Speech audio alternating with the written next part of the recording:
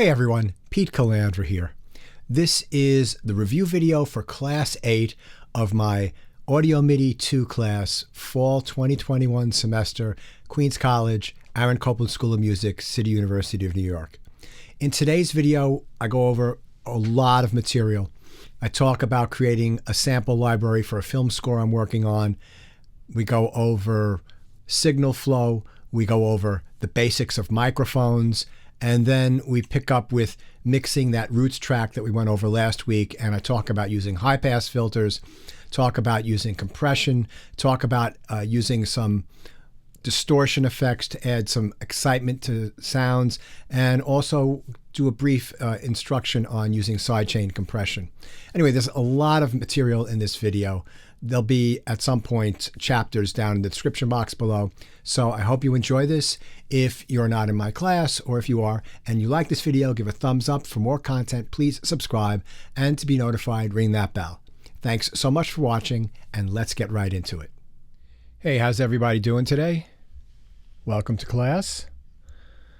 Hey, before we start, those of you that are taking film scoring, I wish that class was at 4:40. I have so much more energy now than I do like at 9 or 10 o'clock or 8, 9 o'clock.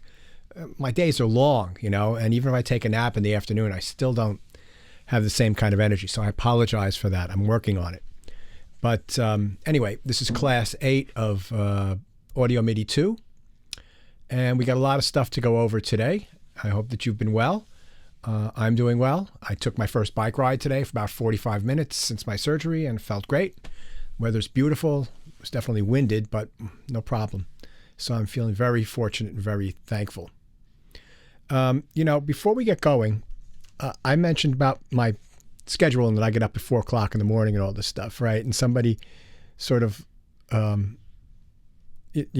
like, well, I never get up at that time. I couldn't imagine getting up at that time. But if you don't get up at that time of day, you don't get to see stuff like this.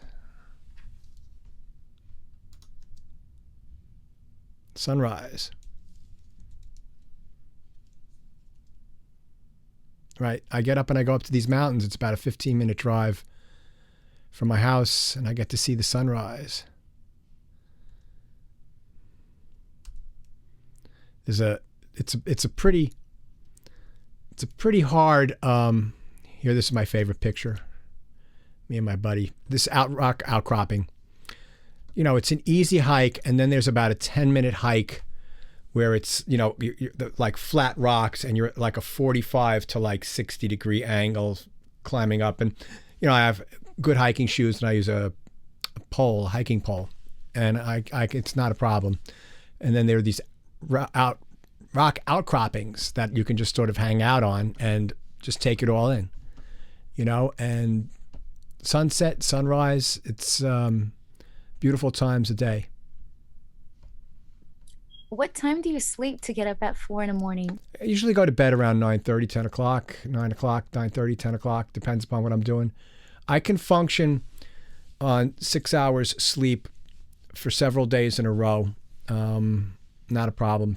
Sometimes even 5 hours sleep. But then, once it gets to be like 8:30 or so, I'm sort of like just, I can't do anything. It's difficult for me to do anything that requires energy.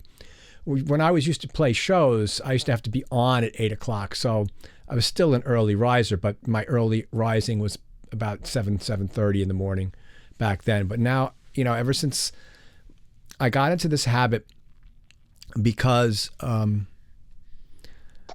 when I was living on the Upper West Side, it's just, our apartment was fairly quiet, but once the day starts, it's busy, and you can feel that busyness. And if I got up at 4 o'clock in the morning, make my coffee, go over to the studio, put my headphones on, I could spend 3 or 4 hours writing till 7, 8 o'clock in the morning, where I don't hear cars, I don't hear the service elevator, I don't hear people in the hallway. It's quiet, it's peaceful, and I could get, the equivalent of 6 or 7 hours worth of work done at that time. And then, I take a break, take the dog out, come back home around 8:30, 9 o'clock, and then spend another 2 or 3 hours writing and cleaning up what I had done. And I found that like by 11 o'clock, I'd gotten all my writing work done. And then I still had the rest of the afternoon, you know, to go out on my bike or take care of chores, or if I needed to do more work, or like if I, you know, I would be able to do it. So I sort of, once I stopped playing full time at night, which was about 2001, I changed my schedule to accommodate being more productive for writing. And then if I had to play at night, I would definitely go back to bed for an hour and a half, you know, and get a good sleep. And then at 8 o'clock, I'd be able to turn it on and play for an hour, and you know, 2.5 hours of a show. But it's just a habit I've gotten into. I don't expect anybody else to do it, but it's just what works for me. So I'm working on this film right now for ESPN, excuse me. And I just started working on it this week. And I want to show you that some of the stuff that I've taught you this semester is directly applicable. So it's for ESPN. It's about a very famous female basketball player who was born with physical issues. And she's in the Women's Basketball Hall of Fame. She was a college star, and was in the WNBA, and her father was in the NBA. And she was friends with Kobe Bryant because they grew up together, because her father, after his NBA career, went over to Italy where Kobe's father was playing. And she and Kobe are about the same age. So I'm putting together my template for writing this film, and I'm trying to think, like, what kinds of things can I do that are unique, that I can create here, and that I can use. So I went down to the basement, right? And what you got here is you got a very expensive microphone and a basketball, right? And so basically,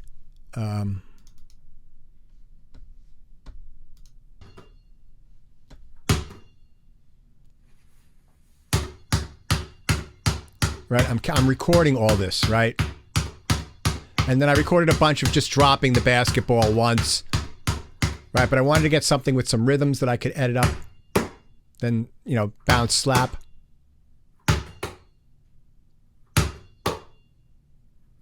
And then like really fast slapping, which I'll do in a second.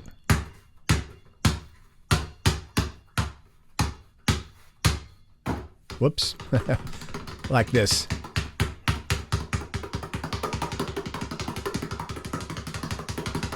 And that's kind of a sound that, you know, that I can chop that up.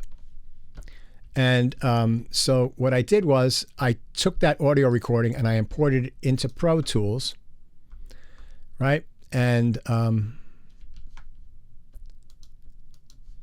this yellow one, these are the sounds and how they came out, just the pure sounds, right? And I recorded them in stereo. That microphone is a stereo microphone. And here's some of the dribbling. And here's this dribble slap. And then here's this fast dribbling. So what I did was I recorded that, and then I duplicated that track, right? Which is on the green track here. And what I did for the track was, first thing I did was I added some noise reduction, which I haven't taught you about because we don't have that available for you guys, just to get rid of any hissing that the microphone and the mic preamps might have and make it really clean. And then I added a lot of low end and some snap in the high end using this Pultec EQ. And then I added some drive with this radiator plug-in. And I'm going to go through this in a second. And then I put a multi-brand compressor in to even everything out. So this is the processed sound, right? So I'll play this.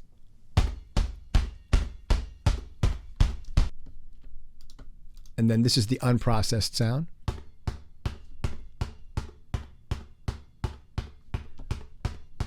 and then this is the processed sound.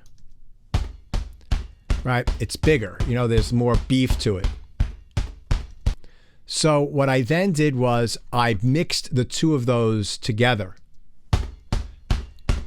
Right? Because what's nice about this one, it's got a little high-end ping to it. Right? Which is a little bit of snap that will get through a mix. And then this has a lot of beef and girth to it. And then when you add that little snap, you can hear my hand on the ball a little bit more. And so then I mix that down to this track here, right? And then I edited out all of these individual little bits, right? And then I've got my drop, slap. So I did that, and then as I taught all of you wonderful people, and I meant that sincerely, right? Here we go. Oh, I have to show you that I did some sound design, which I'll show you in a second. And there's our, right? Notice that they're all named. So I'm going to talk about what I did. Then I did some sound design where I added some shimmer reverb.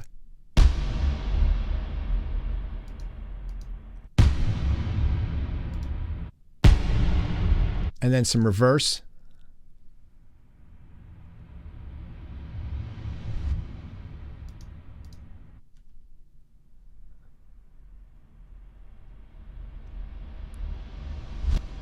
And then reverse with an impact.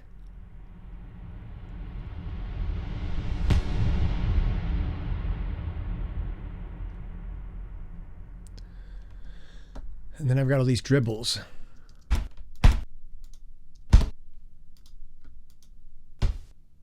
Right, so, and then I just program them in, whoops, we don't need this, nor do we need this, into Contact. And the way I did this was, like, if you buy a high quality sample library, they will take whatever note that you're playing on your instrument, and if let's say you're playing like a short note staccato, they'll take 3 or 4 or 5 performances of that staccato at very soft, medium, and loud and very loud and super loud. So that one note might have 30 different samples depending upon how hard you play the note, how fast the key is depressed. And why they have multiple hits of the same volume is they do something called round robin, where they cycle through the different hits, because if you don't, it can sound like a machine gun, which is one of the issues with using some of the sounds on Expand 2. They don't have any alternative hits, and if you play the same note over and over again, it can sound like a machine gun with the same attack, the same everything the same. Well, I could have programmed this Contact instruments that I could play one note, and let's see, where if I played one note, right, I could cycle through 3 or 4 different articulations. But what I decided to do, and I thought would be better, would be something I learned from Junkie XL. I don't know if you ever guys watch his channel, Tom Holkenborg. He's an excellent film composer, and he's a really good technology person. He knows sampling really well. Is that, let's say from here, those are all the same. That's a series of bounces. And instead of playing one note, I could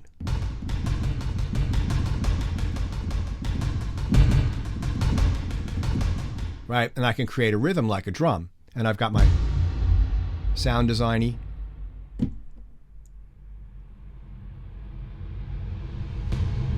And then what I did with the drop and slap is I programmed everything on white keys, right? And then I stretched it a little bit so I could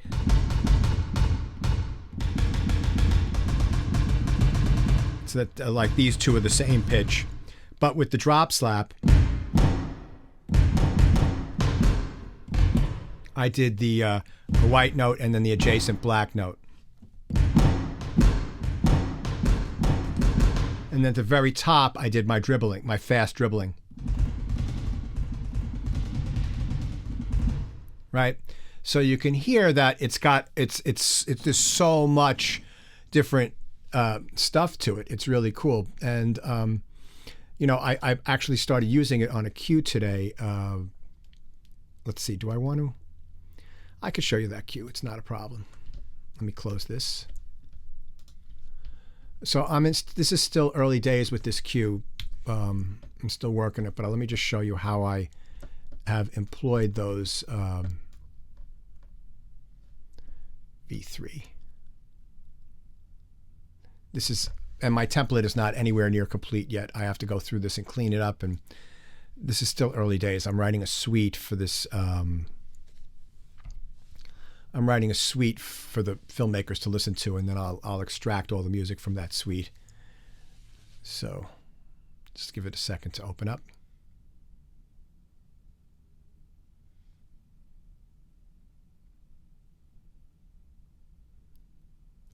It's a huge session.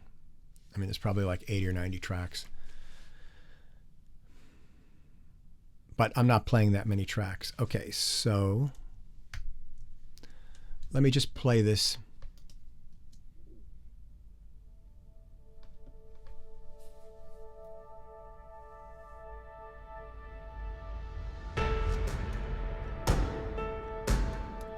Is that backbeat? Basketballs.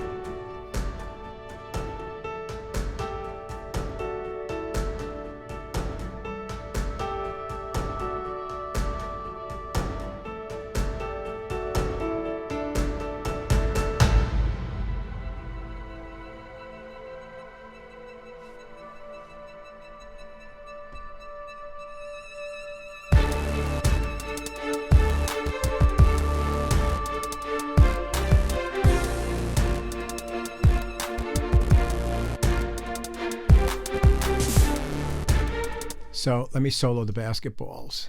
You can hear them in. Right? And then with the kit.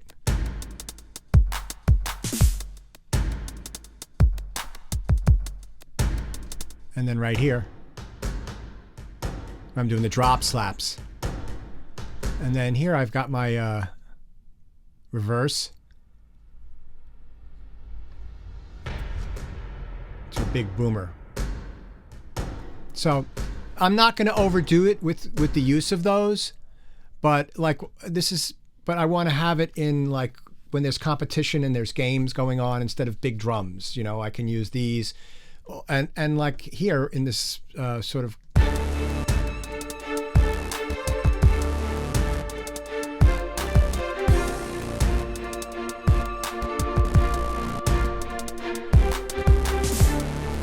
I can use it instead of a snare drum on 2 and 4. So this is a perfect example of how you can use sampling.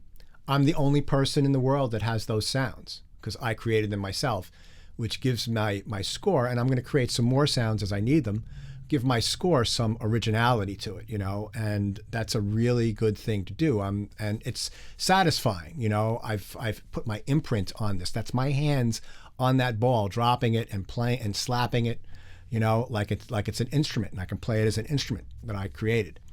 So anyway, I just wanted to share that with you, that the stuff that we learned this semester is useful.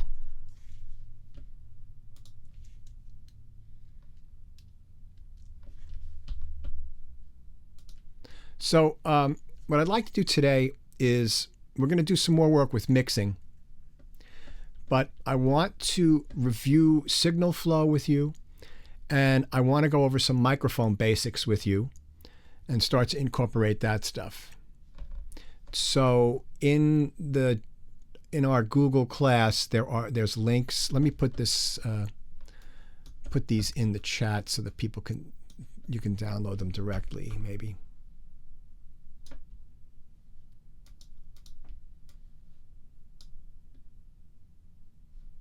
Hold on one second. Maybe I should zip these up and I can drop them in the.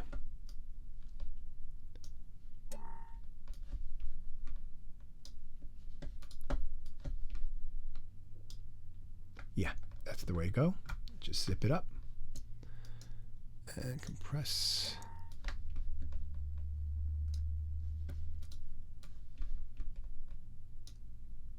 Hey, come on, man. There we go. All right, great. And then I can just delete these. We're good to go. All right, so signal flow. It's really important to understand signal flow. And right, so we're doing work, and you guys seem to be getting it. You understand how to route things to different channels. Like you could take 3 or 4 instruments and route them all to an aux input. Great, you know, you're all getting the send thing where you send audio, a copy of the audio into the reverb. You're all getting that, but let's just review, and you can have this material there to really enhance your knowledge of this stuff. So the most simple thing that everybody can understand is an electric guitar into an amplifier, right? So with an electric guitar, the guitar strings vibration is turned into electrical energy by the pickup. These are the pickups, these 3 things right here on the guitar. And guitars have combinations of 1, 2, and 3 pickups. Those are the most standard combinations, with 2 and 3 being the most standard of the standards. And 1 is kind of like a specialty guitar, like a lot of jazz guitars will have a pickup right by the neck. And there's a couple of Gibson Les Paul Juniors that have a pickup by the bridge, or 1 pickup by the bridge, and a Fender Esquire Telecaster has a different kind of pickup by the bridge. And the bridge on the guitar is this part right here with the saddles where the strings terminate. So you pluck the string, that vibration is captured by this pickup, and the pickup is like a microphone, right? There's magnets and there's wire wrapped around the magnets, and that pickup is like a microphone in that it's a transducer. And if you remember, we talked about what a transducer is in Recording Studio Fundamentals that most of you took. Those of you that didn't take it, a transducer is something that takes one kind of energy and transforms it into another kind of energy. So in our case here, the string vibration, that kind of energy, those sound waves that are being created by the vibrating strings, are picked up by the pickup and converted into a very weak electric signal. And then that signal is routed through here. These are volume and tone controls, these little knobs down here, right? And on this is a Stratocaster, and the Stratocaster has 2 tone controls and a volume control typically. And then this pickup selector switch, which changes the pickup or adds different combinations of the pickups. So if you pick up the sound here close to the neck, you get a rounder sound. And if you go back by the bridge, you get like a more biting, piercing, trebly sound, right? Because that's how the string is vibrating there, and it's picking that up.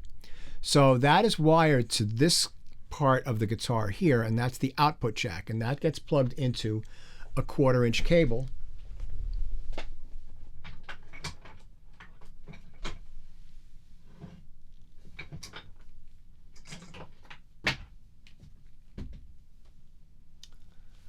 Much like this, right? 1/4-inch cable. And that gets plugged into one of the ends of those gets plugged into the guitar. And then that gets plugged into the guitar amplifier here. And it gets plugged into this part of the guitar amplifier. This has 2 channels. This is a picture of a Fender Deluxe Reverb amp, which is a very popular tube amplifier. They first started making them, definitely in the 60s, and there might have been a deluxe version of a Deluxe Reverb earlier than the 60s, but definitely by the 60s, they had this model of guitar amp. So it's got two inputs here. You pick one of your inputs, and then this part of the guitar amp is the preamplifier. So what do I mean by the preamplifier? Well, the signal coming out of the guitar amplifier, the electrical signal, is very weak, and it needs to be amplified by the guitar amp before it goes to the power amplifier section. So it goes into a preamp, and the preamp has typically a volume control and tone controls. You could add or cut treble or bass. Some of them have mids, and they have all different kinds of tone controls. Some of them are just basically, they reduce the frequencies. Some you can actually add frequencies. Some, when you turn the treble, it affects what the bass does. They're interactive. So there's all different kinds of circuits for EQ, but basically that's the tone stack, they call that. So that gets preamplified, and then that gets sent into the power amplifier. And that power amplifier, that electricity that's coming out of the power amplifier, is plugged into a speaker, and a speaker is also a transducer because it takes that electrical energy and turns it into vibrations that are shot out of the speaker, because the speaker vibrates back and forth, right? And it vibrates back and forth at the frequency of the sound coming out of it. And if we were in the studio right now, I could show you that with a speaker, but you'll just have to trust me on that. Okay, so this is very simple. String, pickup, cable, preamp, amplifier, speaker. That's pretty basic, right? There's one cable. And then the amplifier and the guitar, they have internal wiring that you'd never have to worry about unless a cable breaks or there's an issue that needs to be repaired. But just in general, you don't have to worry about that. Okay, so that's one kind of signal flow.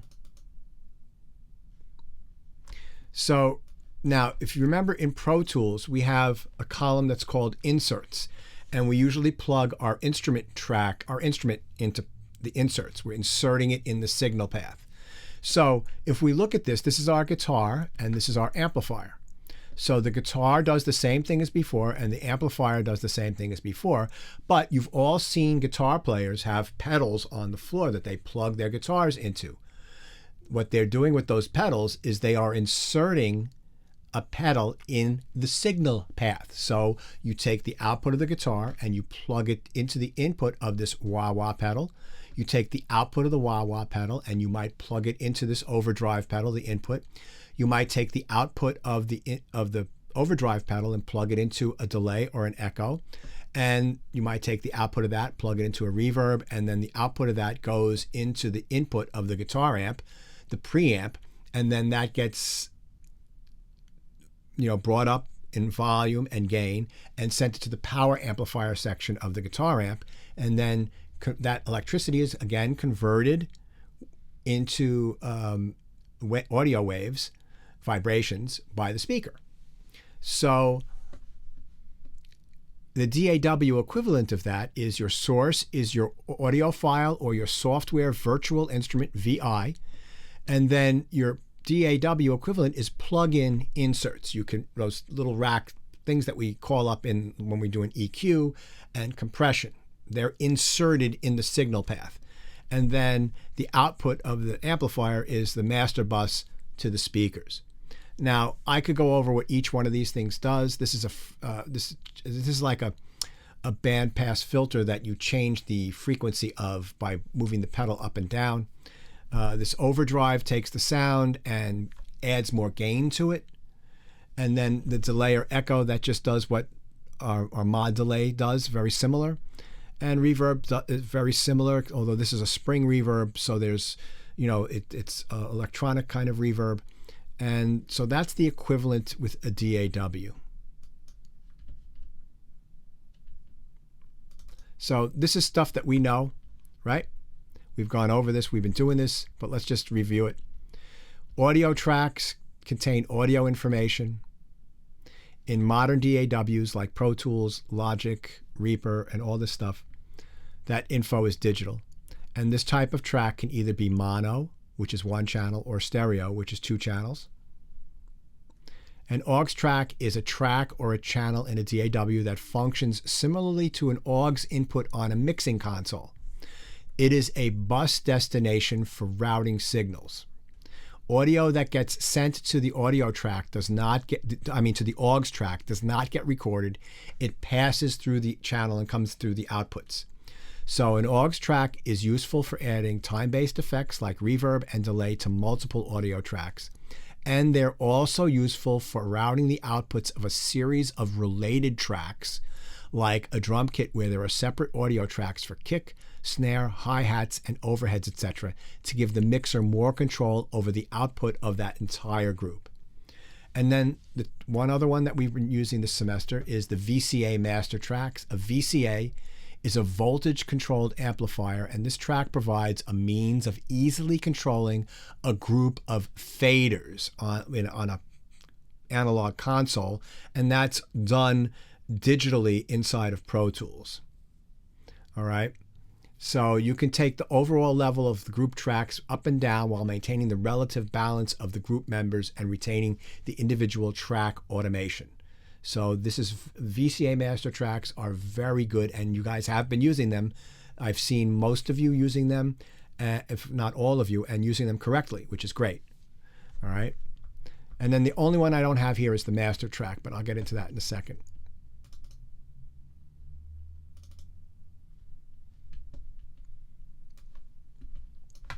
All right, so this looks just like Pro Tools. And so we've got our audio track, and this is a stereo track because you can see there are two waveforms on it, right? A left and a right. The top one is almost always the left. Well, the top one is the left and the bottom one is the right, unless you reverse the routing on the output fader on the output. So that, let's just get this open. Right, the audio goes through the audio channel, through the inserts, right, do the panning, do the fader, and then the output of that gets sent into the master bus. All of the audio outputs that are not set to a bus. So in other words, if you've got 4 drum tracks and you're busing them to an aux input, the output of that aux track goes through the master bus, but each of those individual drum tracks do not. They go through the aux input, right?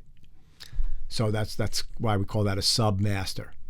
And then the output of your master bus goes to your speakers. Now, the audio channel has, as you guys know, a send. Right, and what that does is that lets you take a copy of the audio and send it to another destination. That's what a send does. It's like a patch bay inside of Pro Tools, virtual patch bay.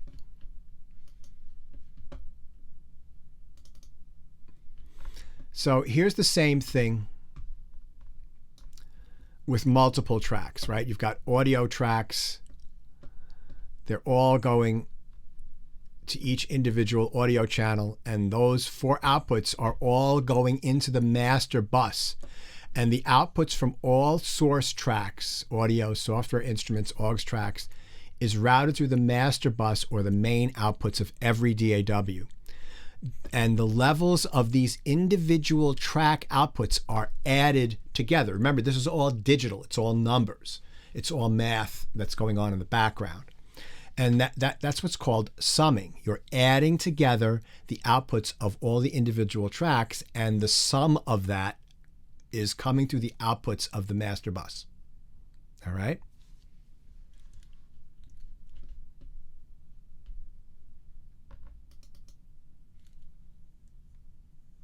Okay, so this is just about the aux track. We know that.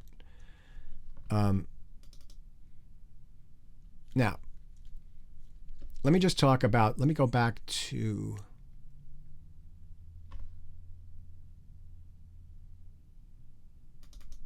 no, not this one. Let's go to 3 of 4. Okay. So why I have you guys gain staging with the clip-based gain. It's very important to understand this. Paul, I did drop links in the chat. That would take me a couple of minutes to do, Paul. All right, give me a second.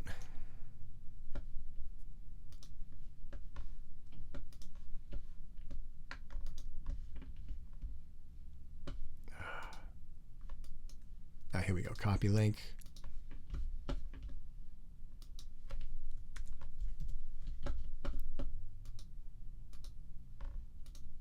Copy link. There we go. Thanks, Pete. Sure. Now, let's get back to this. So I do clip-based gain, which adjusts the volume of the audio clip before it hits the fader, the channel strip. The reason I do that is if your signal is coming in too hot into the channel strip, right, it can cause some distortion. Now, most of the modern DAWs have enough headroom that if you just turn down the fader, that's afterwards, that will work. But I prefer to have a signal going in at a level that will not overdrive my plugins, right? That it's feeding, because it goes from here into your EQ, into your compressor, right? So if you turn this down here, if it's too loud and you turn it down here, it still might be too high. Like, in other words, if the signal coming into the compressor, the EQ of the compressor is going into the red, you could turn this down and you won't see the red on the master, on the output levels, but the EQ is still being distorted. It's still red in the EQ, and I'll show you an example of that in a minute, in real time, to just explain it a little bit clearer. So the volume going in, you don't want it to be too soft, but you don't want it to be too loud. So that's why gain staging. And then when you're summing everything up, you want to make sure, like I said, I've taught you guys, that it's at -6 at the loudest peaks. Go a little above -6 is fine, but about -6 on that meter on the EQ 7-band EQ. But you don't want them to be too soft either, right? So there's this balance that you have to juggle, and that just comes through experience. So I've been giving you guys feedback on your assignment about that. I'm going to turn my AC on because it's getting stuffy in here. Okay. Any questions on this, right? This is a technical stuff. You can review this stuff as you get to it. And we will go over that stuff when we work on our mix in this last part of the class. But what I want to do now... a quick question. Yes. Who is this? I know that we were... Yes, this is Michael. Okay. I know that we were aiming for -6 for the kind of the peaks. What would your suggestion be for, let's say you have contrasting piano and forte sections? What would be kind of the minimum for a piano section? It depends. I'll go over that when I get into the mix. Just remind me, and I can show you that like on the meters rather than talking about it, because it's abstract. So, in about 40 minutes or half an hour or so, when we start mixing that acoustic guitar piece, I can show you that in the on the meters rather than talking about it abstractly. All right. Gotcha. Thank you. Yeah. Just make sure you remind me if I forget about it. So, sure. Yeah. Okay. So there is a folder called Microphone Basics, right? And then there's a microphone playlist with a bunch of links. And we're not going to watch all these right now, but these are really good for these are really good for enhancing your understanding of what I'm about to present today. So what is a microphone, right? Well, we've gone over this in those of you that had Recording Studio Fundamentals, and we're moving now towards mixing, and we're going to start recording some audio. You know, we've got stuff to do. We got a lot of work to do to finish up this semester. A microphone is a transducer. It's basically an ear. It picks up vibrations and it turns it into electrical signals. And there are basically two kinds of microphones with a bunch of subgroups, right? There is a condenser microphone, and there are condenser microphones, and there are dynamic microphones. So we're going to do a little show and tell. We are going to switch cameras. So the microphone that you guys are the most familiar with probably is something that looks a little bit like this, right? Or maybe it looks like this with a little ball on the end, like a grill. This is a dynamic microphone. This is a Shure SM57. This is one of the most used microphones in the world. And it's great for a lot of things. It's great for drums because it takes high decibel levels. And also, what's great about it for live is that, and this is something about dynamic microphones that I'll talk about, is because of the way it's constructed, you have to be very close to the microphone with the source to have it really pick up. And that's great in live performances because it reduces feedback. So this might not be the most hi-fi microphone for someone to sing into, but if you're doing a live gig, these microphones are used all the time, right? You'll see the one with the ball on the end is called an SM58, and I actually do have one that I've had since 1987, but I couldn't quite. I can never remember where I put it because I don't use it that much. So let's see. Okay, so why is this a dynamic microphone? This is a dynamic microphone because it can take a signal, can come out of here and go right into a mixing console, an amplifier, a PA system, and it will produce sound that can be amplified by all of those inputs, destinations. The other kind of microphone is a condenser microphone, and that's the microphone I'm speaking into now. Let me show you a couple of condenser microphones. This is the AKG 414, right? And this is an Audio-Technica AT, there we go, 2035. I love when the camera focuses in. This is like a $130 microphone that I recommend for students because it's very clean, it's very quiet, and it sounds very good. I've got a couple of these that I use. Can you say the name of that one again, please? Yeah, it's Audio-Technica AT 2035.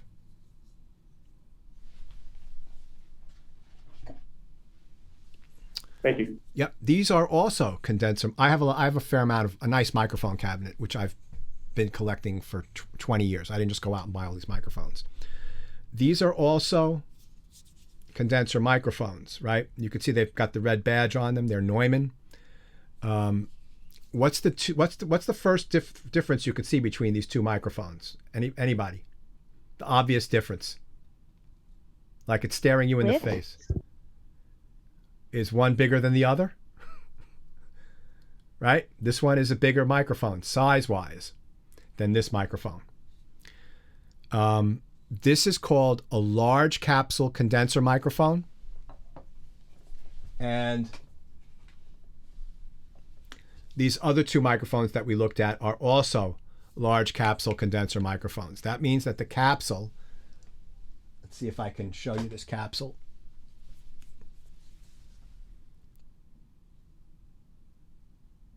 Do you see that there's like a little circle in there? Let's see if I angle it. There you go. You can see it reflecting, right? That's the microphone capsule. That's what captures the vibrations and starts to turn it into electricity. On this microphone, this little guy, let me put this down. I don't want to drop my microphone. This little guy is the capsule. So that's much smaller. This is about the size of a nickel, and the other one's about the size of a silver dollar, right? And the other big difference about this one,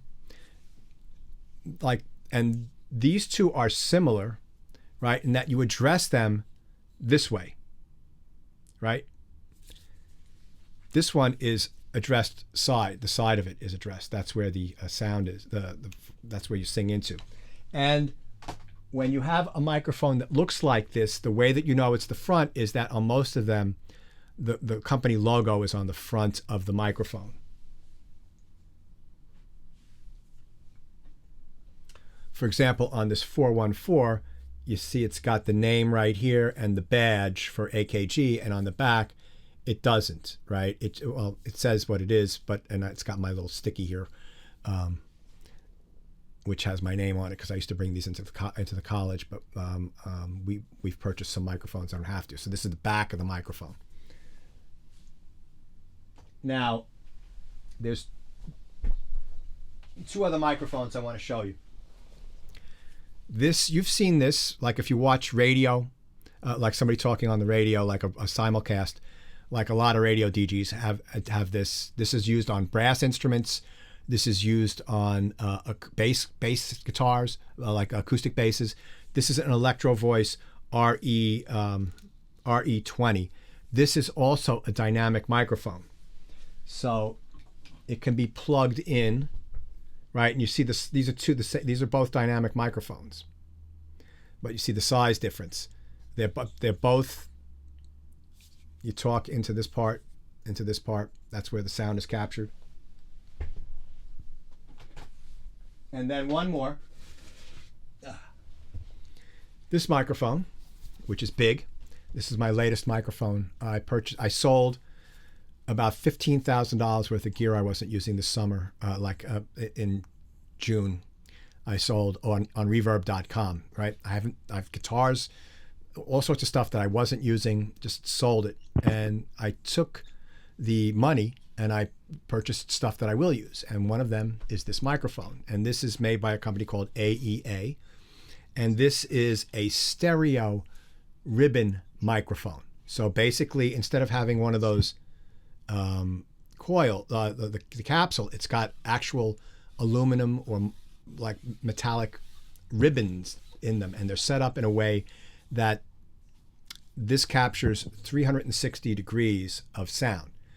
Right. So the way that I would use this, what they do, and this leads me into a point that we're going to get to, is that there's two ribbons in here, and each one has what's called a polar pattern, and it has a figure of 8. So the figure of 8 captures in the front and in the back. So if you've got a ribbon that's pointed this way, it captures this sound, and if you've got a ribbon pointing this way, it captures this sound. So you've got like an X, which sort of makes a 360 degree circle. And this is a beautiful microphone. I love this microphone. I captured the basketballs with this microphone. Okay, so always keep your microphones covered if they're out, right? If I need to leave a microphone out, not this voiceover microphone, it's very inexpensive, and I'm not worried about it. But all my good microphones, they stay in their case. And if I have to leave it out overnight because I'm doing something, I put a plastic bag over it to keep things from drying out. That's very serious, and stop dust from getting into the microphones, right? You want to take care of your microphones. They'll last you forever. Like I told you, I have that SM58 from 1987. It used to be the microphone that was in the piano that I played at Little Shop of Horrors. And when the show closed, they just let me take the microphone.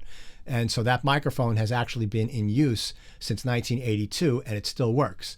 This microphone I purchased in 1998, and so that's over 20 years ago, and it sounds just as good as the day I bought it. And if you look at it, there's no scratches on it. I take care of my microphones. Microphones, you treat them like a baby, like tender. You take care of them. I have a quick question. Well, let me just finish this, because to replace this is $900, right? I have 3 of these microphones. I have a stereo pair, and that would cost me close to $2,000 to replace.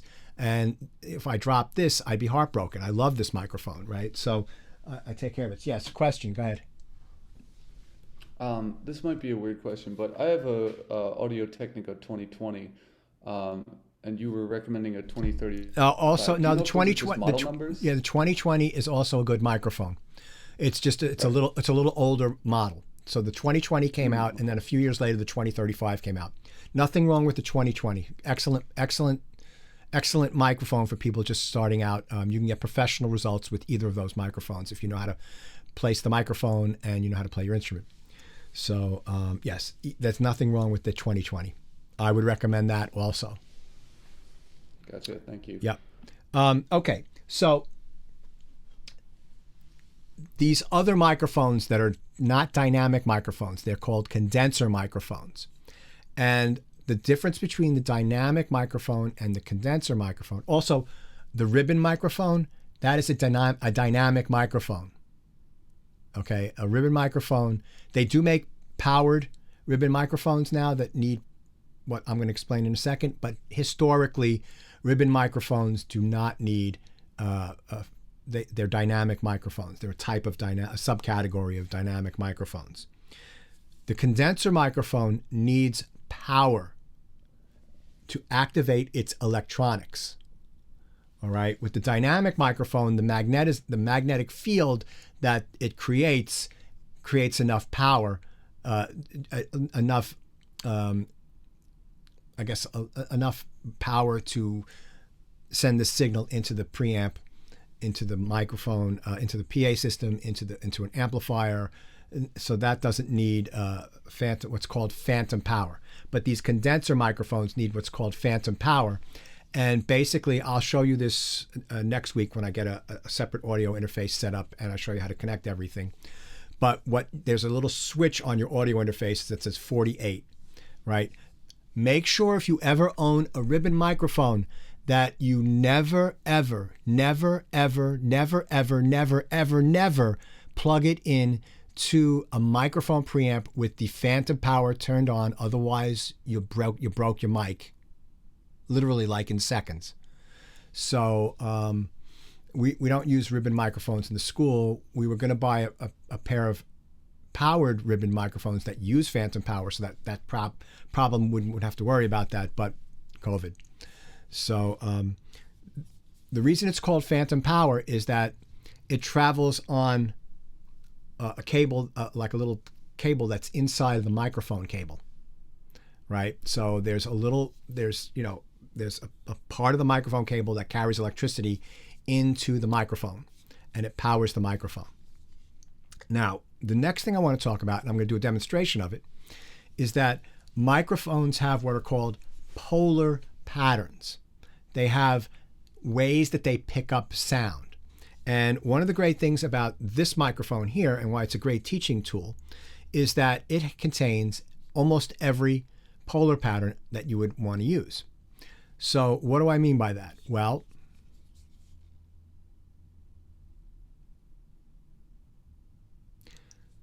there are three basic polar patterns: cardioid, AMII, and figure 8. And then there's hypercardioid. There's little like subcategories, but the three basic ones. So cardioid is the sound, the microphone picks up a sound like it's almost like a head of a mushroom in front of it, and it rejects sound in the back, right?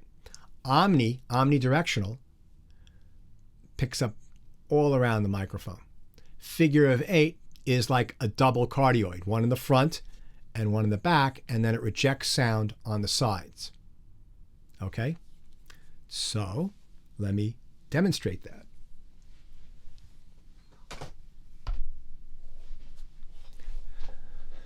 Okay, let's do this. Let's mute this guy.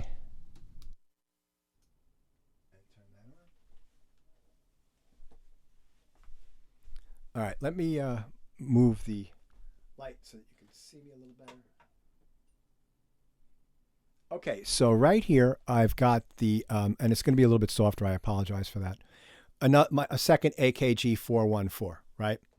And I've got it set to cardioid. And so is that significantly softer? Because I can boost the output of that. Let me know. I think it's fine. Okay, thank you. So cardioid, that means it picks up like in an oval coming out from the microphone. So I'm going to walk around the microphone and I'm going to talk, and you're going to hear as I get to the side, or I'll go this way, and you'll hear less and less of my voice. 1, 2, 3, 4. It's a sunny day out today. It was beautiful outside. The weather was really nice. And now I'm in back of the microphone, and you probably can hardly hear me. And I'm talking much louder so that you can hear me, right? But it's very quiet back here. And as I move towards the front, you can hear more and more and more of me. I'm not going to do a 360 because I've got this cable in my headphones, right? So that's cardioid. Now, one of the features of cardioid is something called the proximity effect. And with the proximity effect, what happens is that as you get closer to the microphone, you'll hear that the low frequencies of my voice get emphasized, so that if I'm right on the microphone, I sound like Barry White and I'm doing a DJ kind of a thing, right? So, right, that's my voice there. You get really husky. And then if I move back, you could see that it gets softer. But if I talk louder to make up for the volume difference, you don't hear those low frequencies, right? But when I'm here, I can talk very softly and you can hear all that low frequency. So that's called the proximity effect. And that's in cardioid and I think it's also in figure 8. So the next pattern, and the way that you do this on this microphone, and let me switch cameras.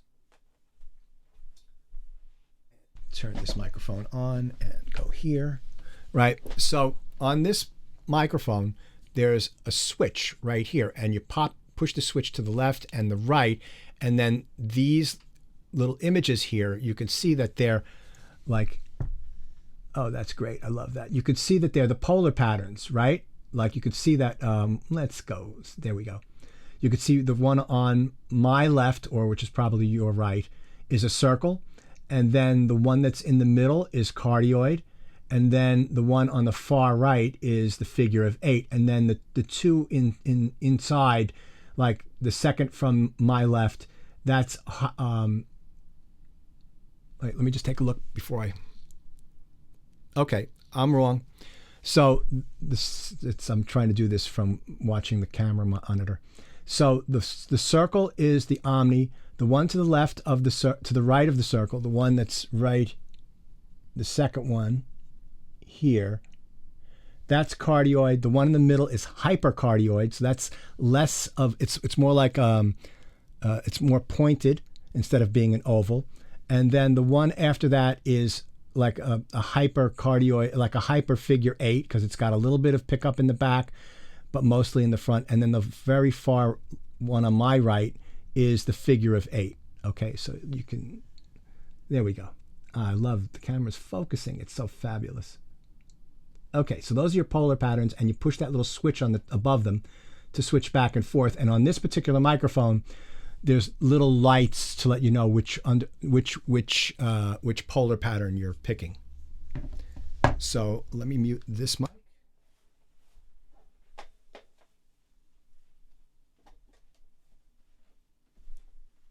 Okay, so I'm going to go to AMII now. Okay, so this is AMII. Now, watch what happens when I get closer to the mic. You're not going to hear that proximity effect. 1, 2, 3, 4, 1, 2, 3, 4, right? You see there's a big difference there. You don't hear all that low end, the Barry White sound on my voice. You just hear what my little raspy Italian old man voice sounds like, right? So, yeah.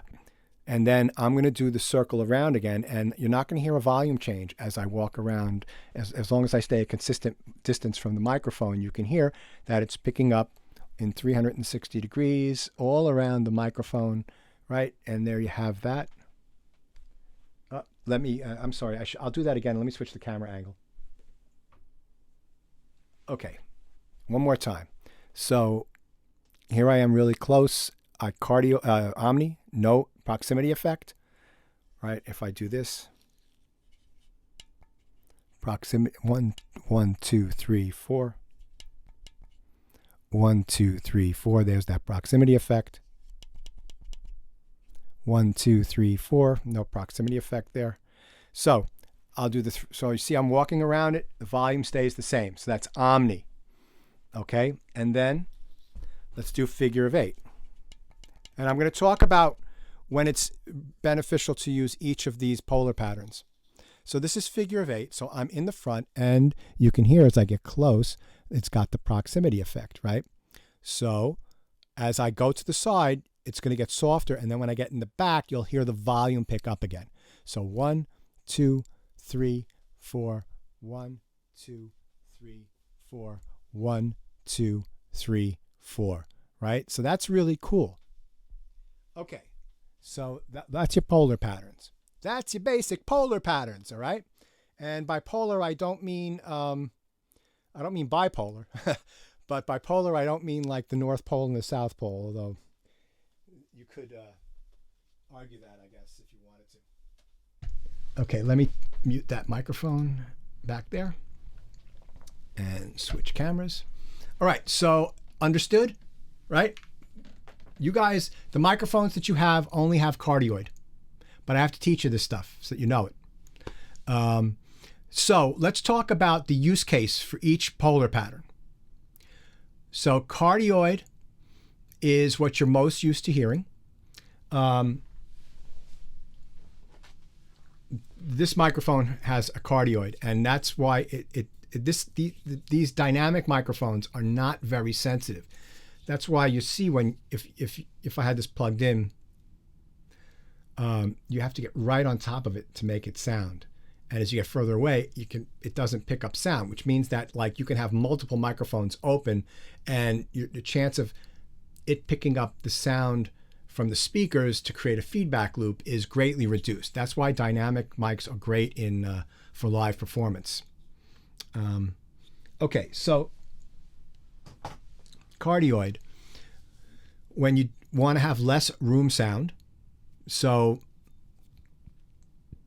you guys are all in your homes or your apartments, or some of you, I saw Caitlin was driving in her car before, so she was in her car, and your room all has has certain sound. And you guys, one of the things that is really essential for when you're capturing your own audio is to be in a room that's quiet. And by quiet, I don't mean just there's no outside noise, there's no fans, there's very little fan noise from your computers as much as you can, but that it's quiet in that it's not a very reverberant space. And why is that? Well, in general, I would say that a great space makes an instrument sound much, much, much better. So if I were to play you the sound of a drum close mic'd, it would sound eh. But then if you put it in a big hall and you play it, it sounds like an explosion. It's unbelievable. We're in a situation where you're going to be recording in your home, and you're possibly, if we can work this out, going to be sharing what you've recorded with somebody else who's recording in a different space. And that's one of the dilemmas of the current like the way that people are recording now and working collaboratively long distance, is all these different room sounds and trying to make a cohesive mix. So, you know, if I switch camera view again, you see all those panels on my wall? All those panels on my wall, that's treatment, right? That doesn't make this room soundproof. All that does, and I've got on the other wall the same thing, it does is it stops funny reflections. It cuts down the amount of echo, reverb in this room. It makes this room very quiet, and it gives you a much more accurate picture of what the sound is. So there still is some ambience in this room, right? It's not completely dead. You can't have it completely dead, but this room is 14 by 12, and a square room is like it's almost square. It's only got 8-foot ceilings. A square room with not high ceilings, excuse me, one sec.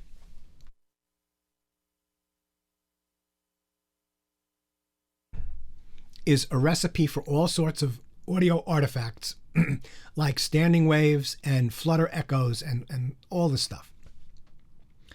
So it's better to have this kind of a situation. So, what kinds of things in your homes can you do that will make your room sound less reverberant? I'm going to show you that next week, okay? But there are things that you can do that with stuff that you've got in your house or your apartment that will make a nice, a quieter space to record yourselves in. So I've got a video for that, which I'll show you next week. Okay, so you use a cardioid to capture an intimate sound, close. You could close mic it. For stereo miking, cardioid is used for equal space microphone and XY, which is coincident. And we're not going to go over that this semester, sadly. We do when we're live in person. I'll talk about stereo miking, but we're not going to be able to do it because we only have one microphone each, I think. At least that's what our kits had that we let you guys sign out. And yeah, so it's used because it rejects the sound in the back and part of the sides. It's good for capturing. So if I were to, the sound that's right in front of you. So if I were to record my acoustic guitar, which I'm going to do next week, I'll show you, how placing the microphone in different spots changes the sound that you're capturing. I would use this microphone, right? And there's a difference between a small capsule and a large capsule condenser mic. I'll talk about those also next week. AMII. AMII is the most natural sounding of the microphone patterns. So if you want to capture an acoustic instrument and it's in a beautiful sounding room, you would use AMII because it would let you get the most accurate picture of what's going on in the room. It picks up the reflections off the wall. It doesn't reject them. So in other words, if I play my guitar here, it hits the wall, the sound bounces back. With AMII, you'll hear that bounced back sound. With cardioid, not so much because it rejects that. And the other thing too that's really cool about AMII is because there's no proximity effect, there's no bass proximity effect, you could put the microphone really close to the source and get like a bigger than life sound without exaggerated bass, right? So the thing about recording with a microphone is that there's many concepts, but two of those concepts are to capture as real a sound as possible and to make something sound larger than life. And that has to do a lot with microphone positioning and the type of polar pattern. Figure 8. When is figure 8 really useful?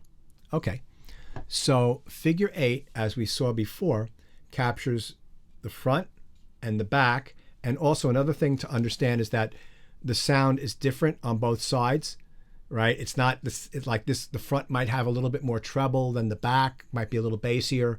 That's just an example. That's not a fast rule, but if you listen to both sides, you'll see that there is a difference in the front and the back between the timbral elements that are captured by a figure of 8. But let's say that you're playing an acoustic guitar and singing, right? So you've got two microphones. You've got one on your acoustic guitar, and maybe it's this guy. Well, if you had this set up like this with cardioid, this microphone would pick up what your acoustic guitar is playing, so you wouldn't get the separation between, as much separation with your voice and like this is your guitar microphone and then this is your voice microphone. You wouldn't be able to separate that out as much. However, if you put the microphone on the side like this and you used figure of 8 and you had it down like this, notice that the angle that's rejecting the sound is pointed right towards the acoustic guitar. So that means that there'll still be acoustic guitar in the vocal mic, but much, much less, which gives you separation between what you're capturing with this microphone and what you're capturing with this microphone, which means you can balance things better volume-wise and you could treat them differently. Another a good use of figure 8 is I'm singing, a harmony singer is singing into both sides of the microphone. If you look at some early Beatles recordings, you could see that the three vocalists, John, Paul, and George, they're in a circle around an omnidirectional microphone, and they're singing into that microphone, and it's capturing all three of them, right? So those are some of the uses of the different microphone patterns. That's a lot. Let me know if you've got any questions. Bipolar microphone, Claudia. So let's just recap that. Two basic categories of microphones: dynamic and condenser. Subcategories. The main difference between a dynamic and a condenser is that the dynamic microphone can be used as it is, can be plugged into a console, a PA head, an audio interface, and it can be used as it is. A condenser microphone has more electronics inside of it, and those electronics need to be powered. And so all of your it needs to have something called phantom power, which is 48 volts typically, and that is usually found on your microphone preamp or your channel strip of your mixing console, and you activate that and it sends a little charge. The mic is powered. Condenser mics are typically more sensitive than dynamic mics.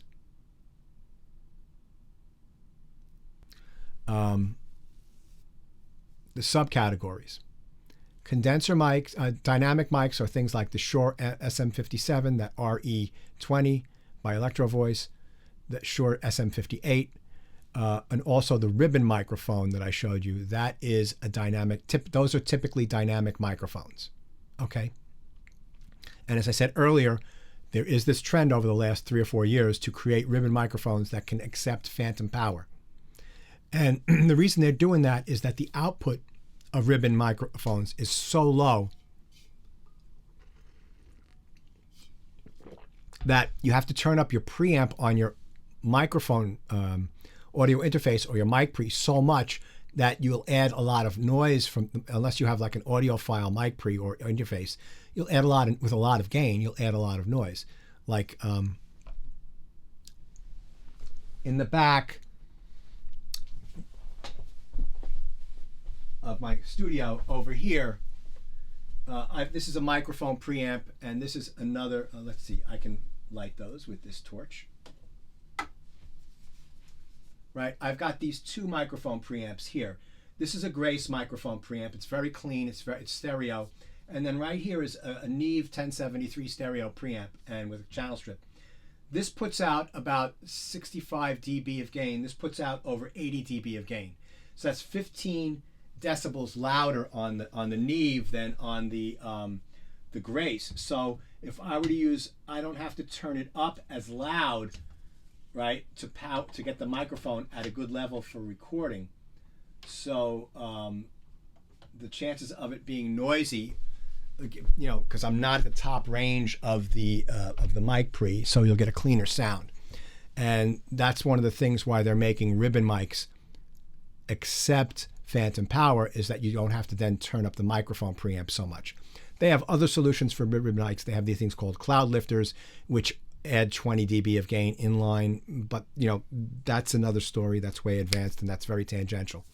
So with condenser microphones, there are two basic types. There's the large diaphragm, or the large capsule condenser microphone, and the small capsule condenser microphone. Now, the one benefit and why these are typically used on guitars and on overheads of drums and on pianos is that these pick up the transient, the attack, very cleanly, and they're very pronounced. On these microphones, the transients are a little bit softer, which is why these are used on vocals, because it cuts out the harshness of the transient, the first part of the attack, naturally, right? It almost compresses the sound a little bit. But these are really good for any kind of percussive source. Okay. And then there's the polar patterns, right? The three basic polar patterns with some subgroups. There's cardioid, which is, you know, the front of the microphone. There's AMII, which is 360 degrees. And there's figure 8. And we went over what each one of those does. So that's a review of microphones and a review of signal flow. Very important subjects. Yeah, especially, we're going to go over signal flow with a microphone and how to set that up correctly so that you get the best sound. So we'll be doing that in the next few weeks as well. Okay, so and we'll move forward now into mixing. Unless there's questions on that. Is that clear to everyone? Was that helpful? I know that for those of you that took Recording Studio Fundamentals, we did go over that, but that was a year ago. And we haven't done any recording really since then, except for with your phones for the sampler instruments, but we haven't really talked about microphones since then. And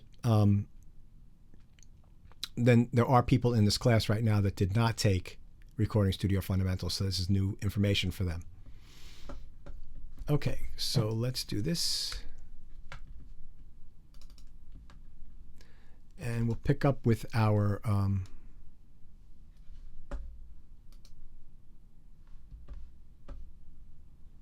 acoustic guitar tune from last week.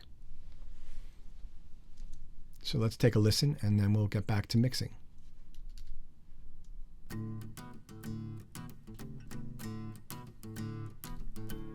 And I remember about the level thing, to go over that.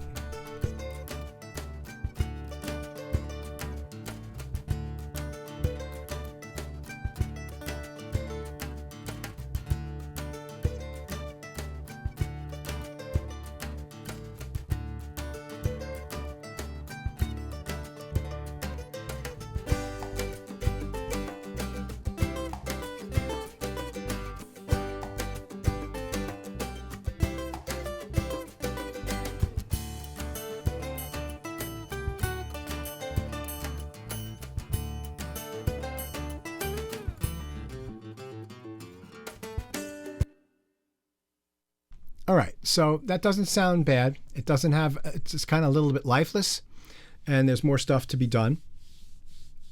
But let's just go over some of the things that we did do as a review.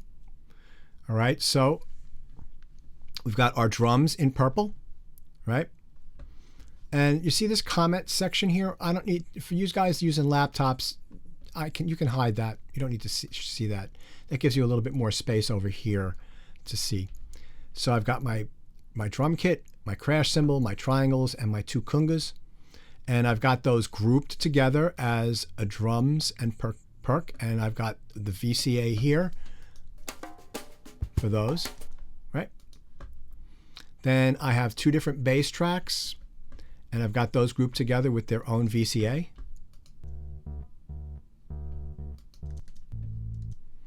And then there's lots of guitars, right? So there's 4 melody guitars.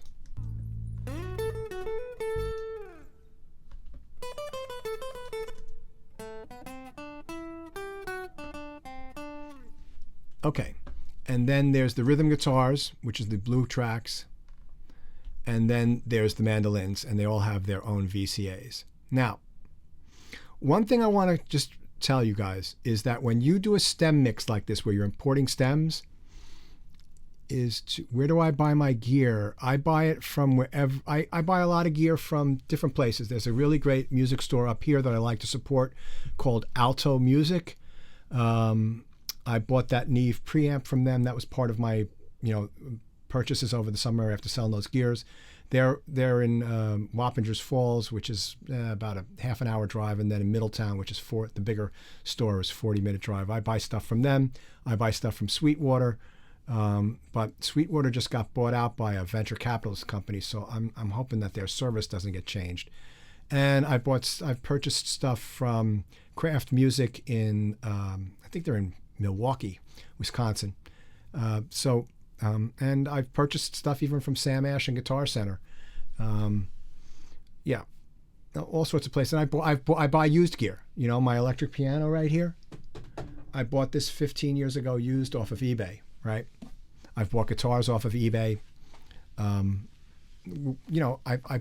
take chances. Sometimes they work out, sometimes they don't work out, but it's part of the thing. So, okay.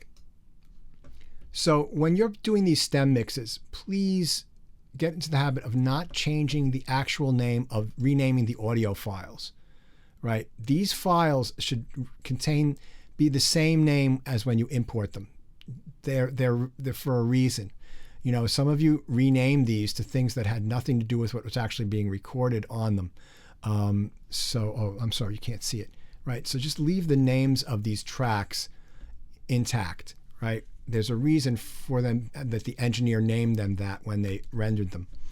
And so whatever the audio file comes in as, it should be renamed here. If you want to do something and for yourself, you can just type something into the comments section. So let's say you could write down, this is drums, no crash, right? So you could put like a comment there, and that'll let you remember that that's what's there.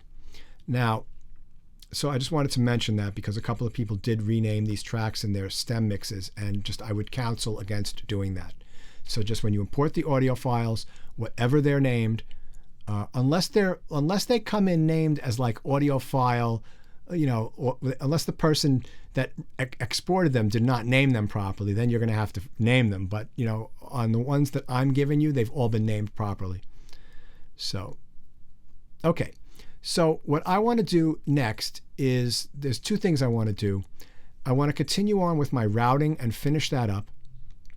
And then I want to mark my song where all the different sections are. So I have here drums, bass, melody guitar, acoustic guitar, and so drums, bass, melody guitar, acoustic guitar, and mandolin. And I'm also going to move the position of the mandolins, all the mandolins. I'm going to put them up by the melody guitar, because the mandolin is playing the melody in a few spots, right? So we should have the melody instruments kind of together. And maybe I'll put the mandolin up between the bass, and this way all my guitars are together and my mandolin is between the guitars and the bass. So that's what I'm going to do. And I see that my rhythm guitar, I have a subgroup for my rhythm guitar. That's great. So let's see. So then I need one for drums, bass, melody guitar, and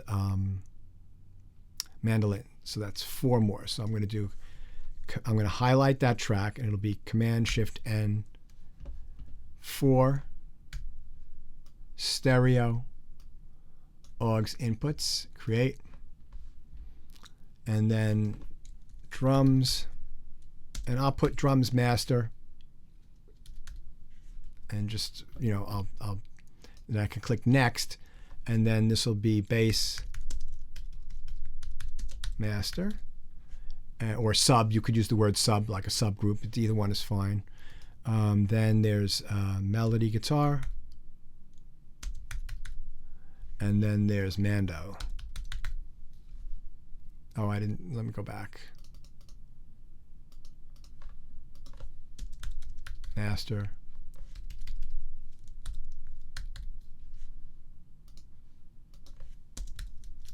So, you know, I know this seems like it's a lot of work, but it does make a difference to your mixes, right? The preparation really does help. So let's make these all the same color. So I've got them all highlighted, and let's make them all. Do I have anything else that color? Nope. Great. And let's put them in the order that they are.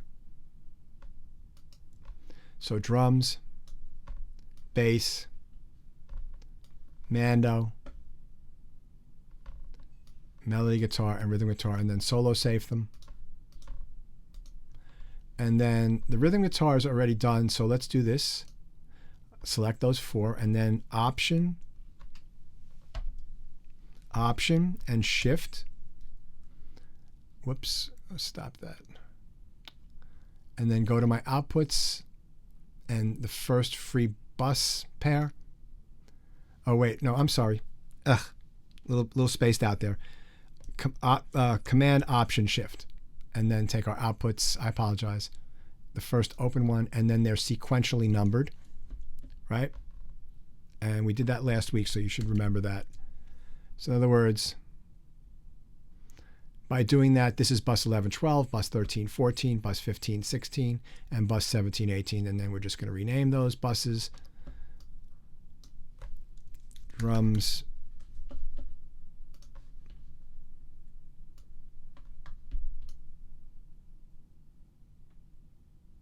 Ah, I made a mistake.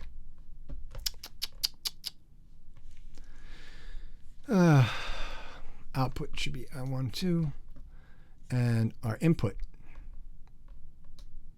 Okay. I made a mistake. So you want to select the input. I selected the output before, and that's what happens when you don't make the tracks big enough. You can't see what you're doing. I apologize for that. Okay, so let's just rename this. This is bass.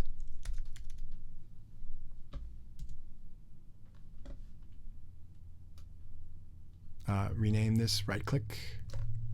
Mando.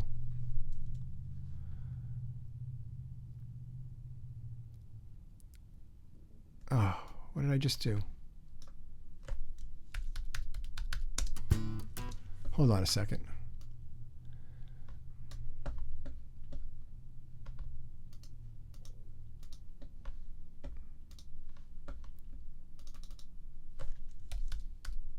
I made a mistake. Sorry, I apologize. Space Cadet.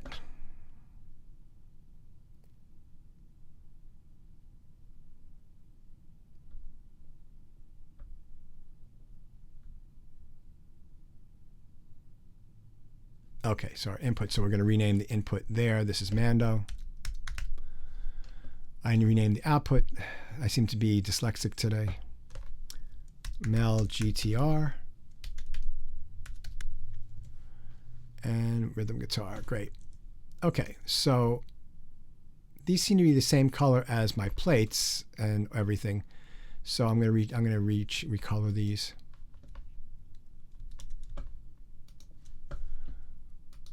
We'll do that. Okay, great. So now, why am I doing this? Because the VCA only controls the volume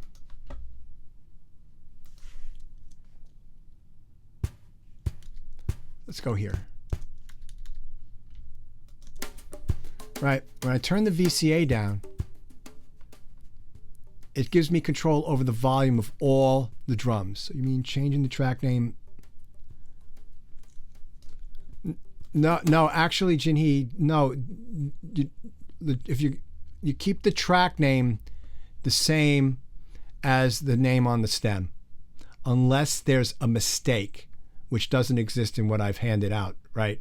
So in other words, my friend Ken, who's teaching recording studio fundamentals, he's mixed for like some really famous jazz guitar players who do home recording, right? And when they send him projects, the tracks are named Audio 1, Audio 4. He doesn't know what they are. So the header of the track name is named Audio 4, and all the clips are named different things. That has to be fixed, right? I'm sending you stuff where they're named what they actually are. The name of the audio file is what the name of the track should be. And that's why I tell you guys to always name a track before you start recording MIDI or audio, because it will properly name the audio files.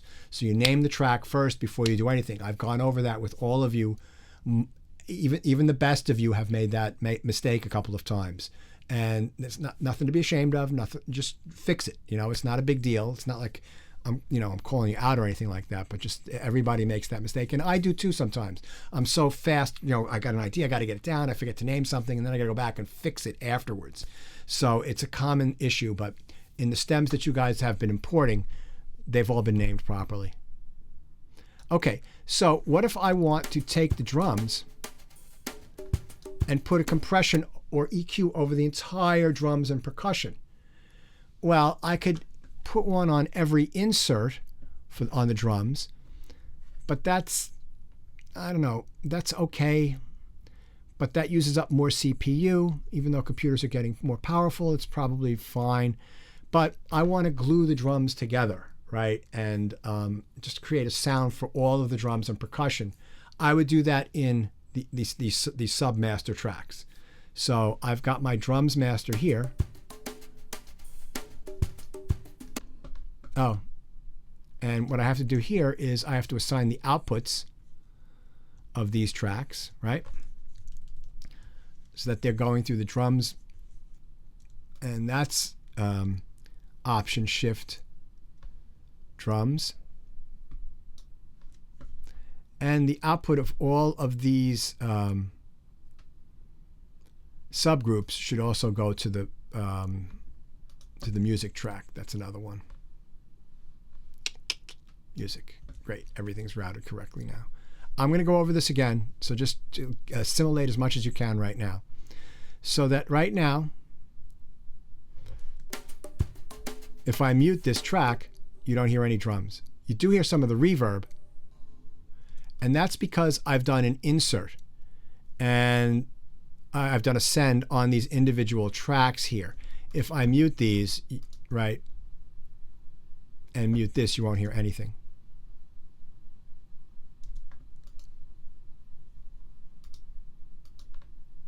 Okay, so let's talk about affecting the drums. So let's listen to the drums soloed.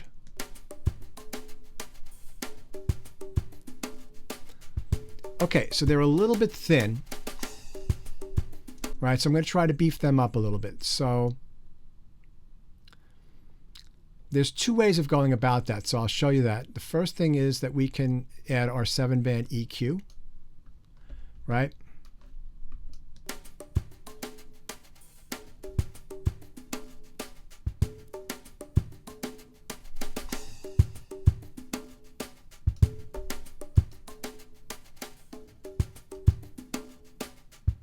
See how much more beef I'm adding to the low end? Well, that's too much, so let me just bring that down a little bit.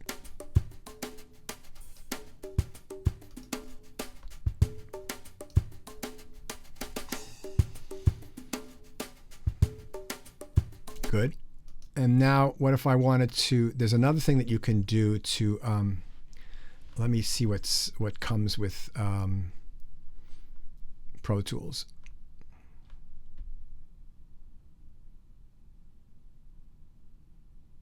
Okay, so it's got this air distortion. Let me play around with something.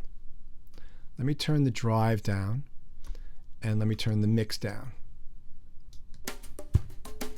So right now, there's no distortion because the mix has been of the sound. So this is an insert effect. But let me turn this up a little bit.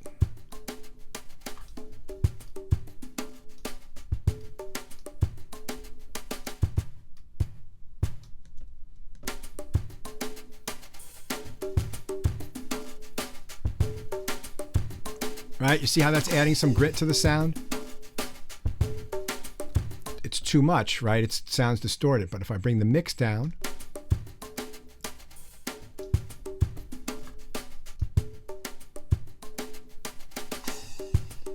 right? You can, if I bypass it, when I enact it, you'll see so much more energy in the track.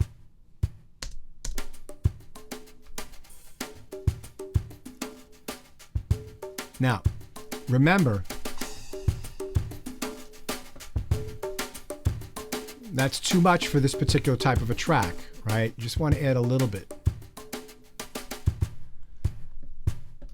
And you bypass. Okay, so I'm going to add some drive. And you guys should feel free to play around with some of those air effects that you have. And then I'm going to compress everything together just to glue everything together. So we're using our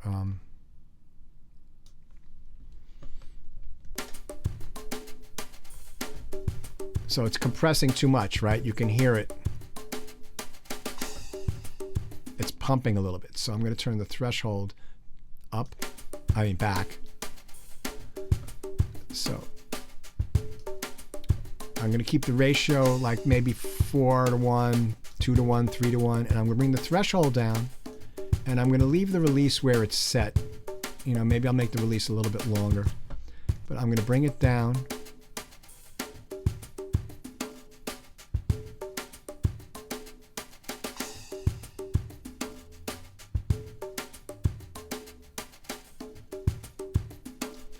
Right, you can see that it's just barely compressing the peaks of that kick drum.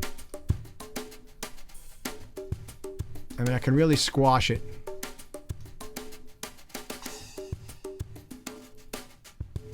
But that doesn't sound good, right?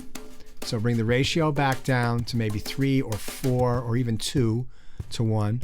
So let's go right here, and then bring your threshold up.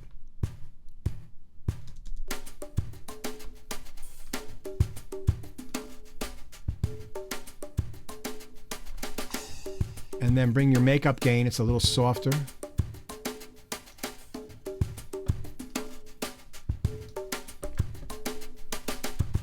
Okay, so what I'm going to do is I'm going to mute these. I'm going to bypass those 3 effects, and I'll play the drums, and I'll put each effect in, and you can hear the cumulative effect. There might still be too much compression. Original drum sound. EQ. A little bit more oomph. Distortion, you can hear the snare drum is a little bit more edgy. Mute the distortion. Bring it in. And now compress. Yeah, there's too much. Back the threshold off a little bit. There's too much on that kick drum.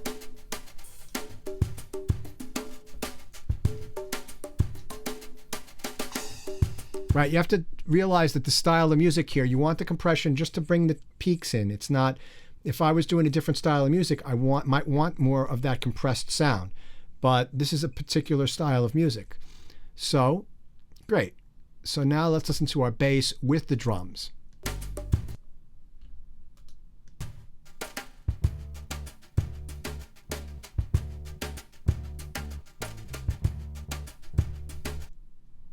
We have to set our output of our bass, right? So let's do here and here, and set these that they're going out our bass master.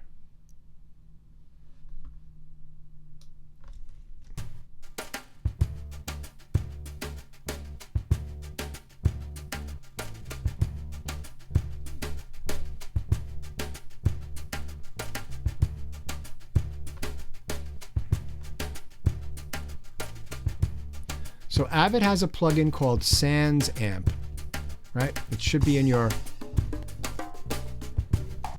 Let me mute those drums for a second.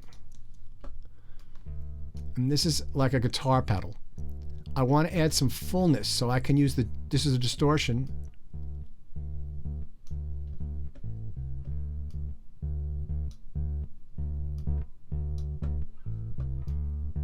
Back the level off so that when I bypass it, it's the same volume.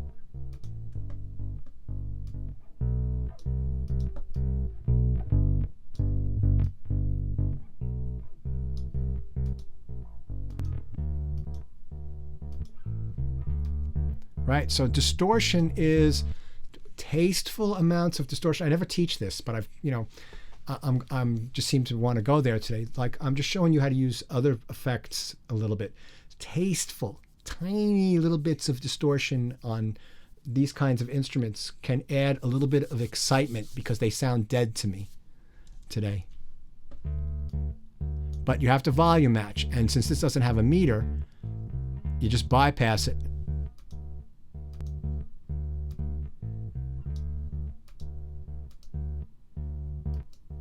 That's pretty close. All right, let's bring our drums back in.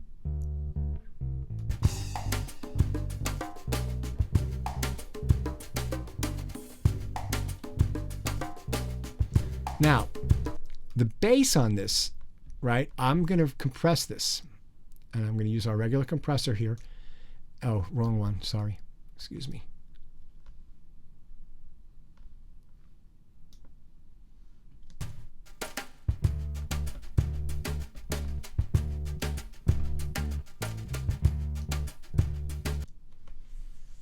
All right. So, now, this is called, hopefully I can remember how to do this. I don't do this very often. But the bass is playing.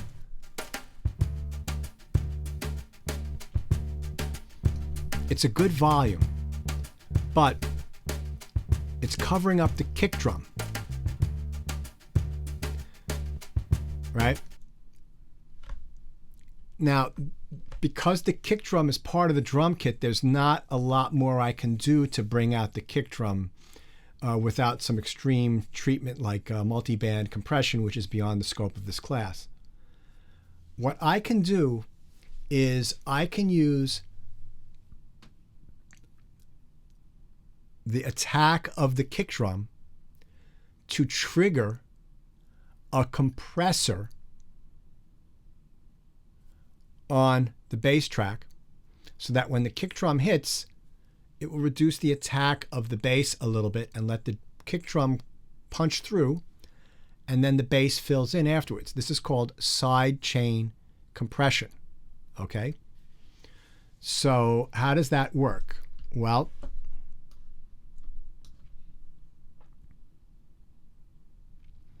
you need to go up to your drum kit, right? And you need to create a send and a mono send. So let me zoom in on this so you can see this a little better. Mono send. So you go to bus, and you see how bus 1 and 2 is stereo, but bus 1 is mono. All right? So for this particular thing, for this particular use case, and this particular use case only for this class, you want to pick a mono bus. All of our other buses are stereo. So I'm going to rename this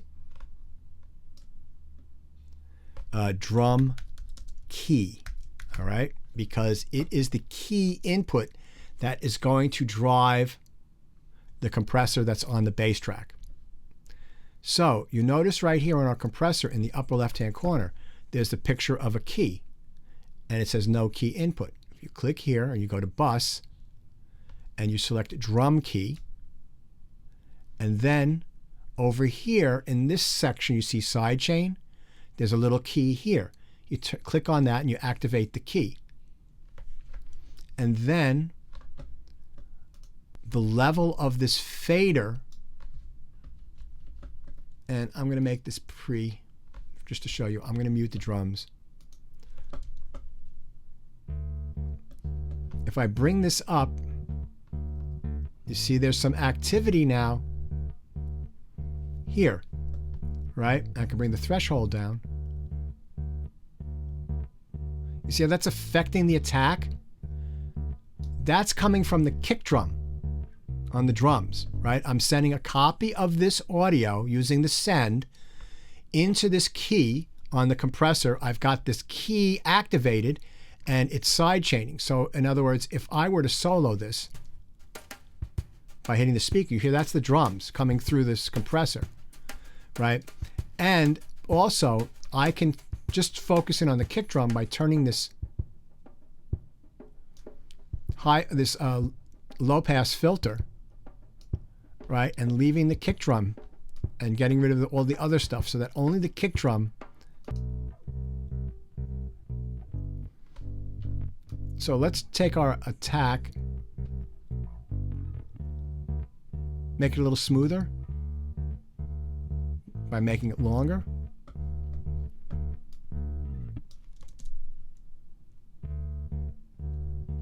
Turn the ratio up a little bit. And now let's listen.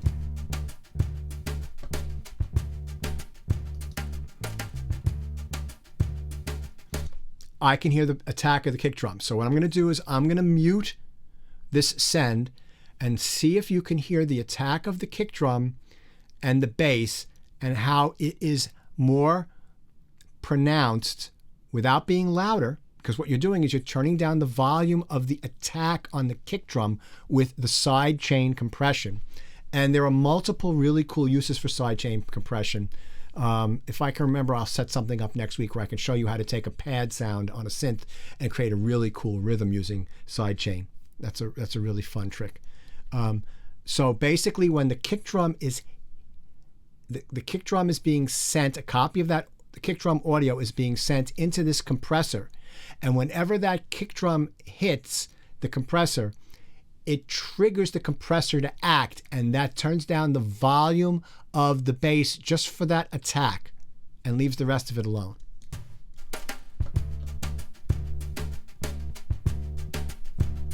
I'm going to turn this off.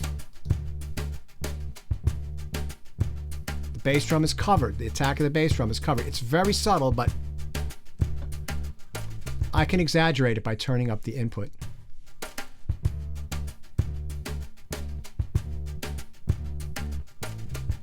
right? I'm exaggerating the effect. That's tasteless, right? You got to develop taste. So I'm going to bring this down so that's a tasteful amount.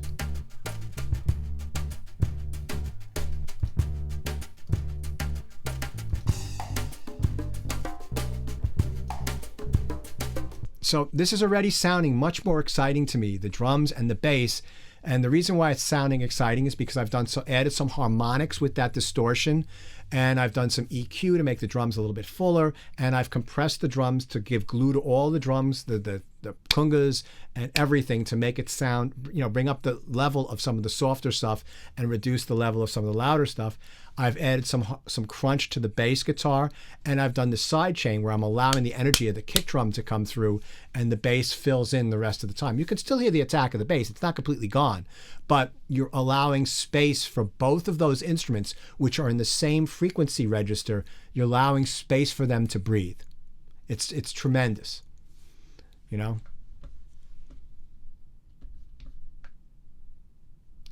Yes, this is called sidechain, Claudia.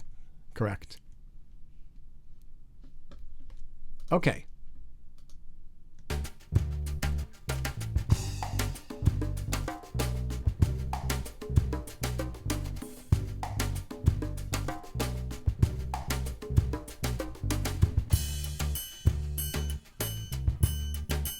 Okay, so now because of the compression, right, the triangle's a little loud. So I'm going to bring the triangle down a little bit.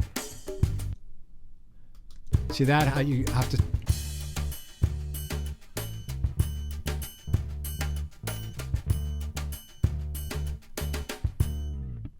That's better.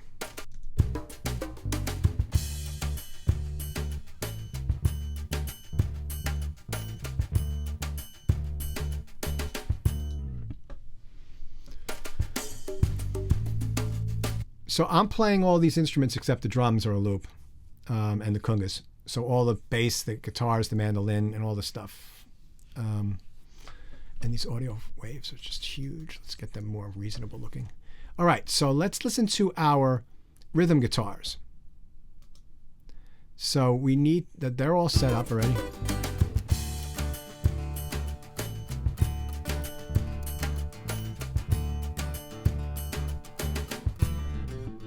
Let me mute the bass and the drum.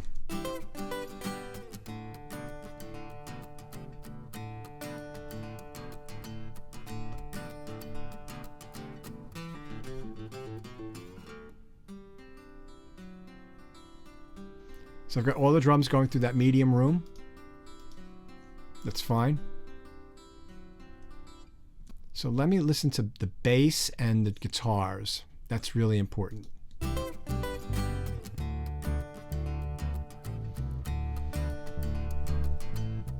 Okay, so there's a little bit of, it's not a clash, but there's a little bit of the guitar that's in the way of the bass, and it'll be in the way of the kick drum too, because remember, the bass and the kick drum occupy similar frequencies that we use that side chain to fix.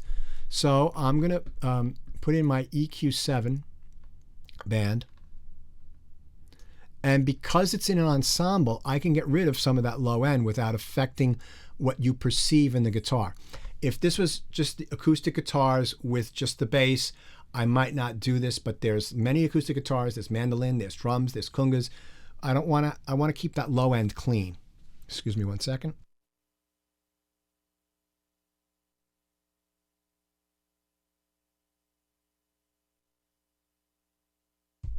I wanna.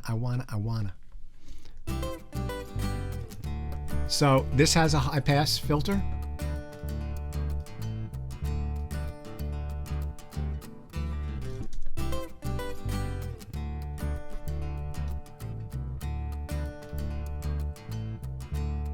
So let me exaggerate this so you can hear what I'm talking about. So I made a very, very 24 decibel per octave, and I'm going to bring it up here. Well, now you can really hear the bass, right? There's no clash, but the guitars sound like they're lo-fi, which could be a cool effect, and I can show you how to automate that, but we'll get into that soon enough. So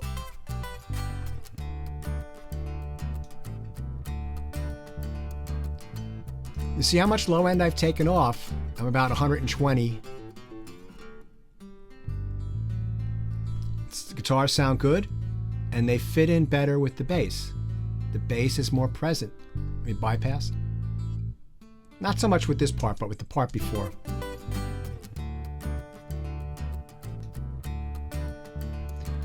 And by doing that, what's really cool is that I'm hearing the pick go across the guitar without having to add any EQ.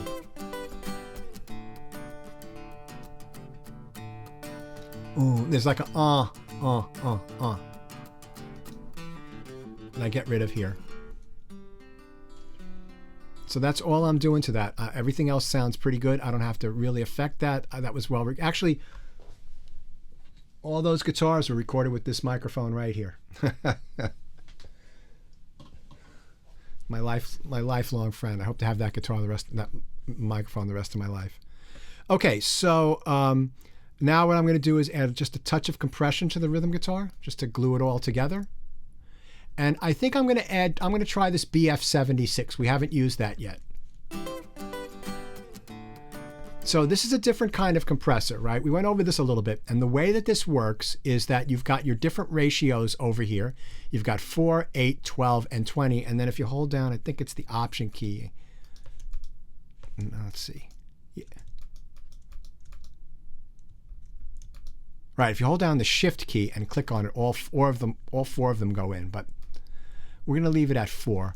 And the way that you get it to compress is you drive the input, and that creates more compression.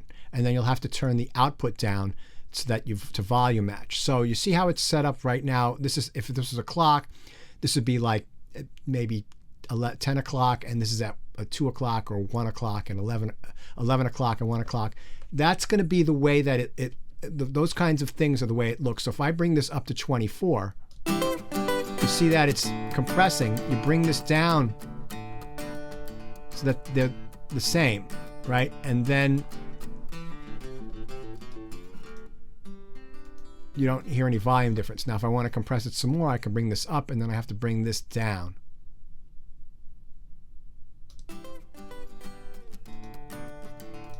So it's not an exact science. So that's too much compression.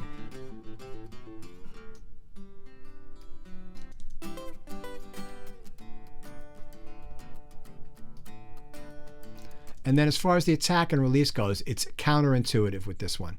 So if I have it on 7, that's a fast attack. And if I have it on 1, it's a slower attack. And the same with the release. So I'm going to leave these about like, like not a fast attack, but not a slow attack. And not a fast release, but not a slow release. Let me go back a little bit.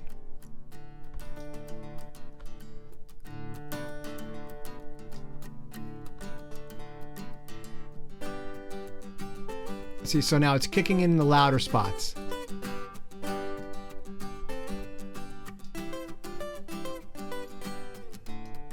And that's fine. Let's listen to see how it blends in with the other instruments. So let's mute this, unmute this.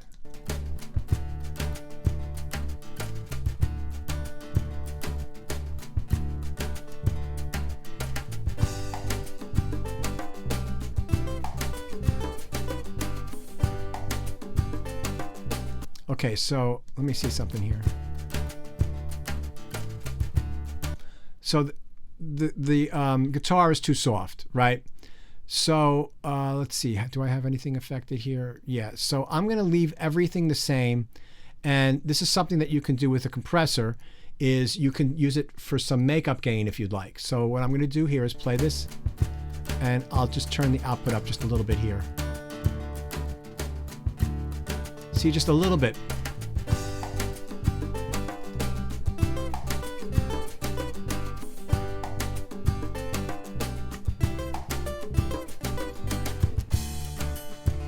All right, let's add our mandolins, and let's just solo our mandolins. And let me just mute the melody guitar. Okay, so we need to set our outputs of our mandolins, right? So boom, boom, and they're going to go into the mando. Well, first thing is they're very dry. So I'm going to put them in I'm going to put them in our medium room.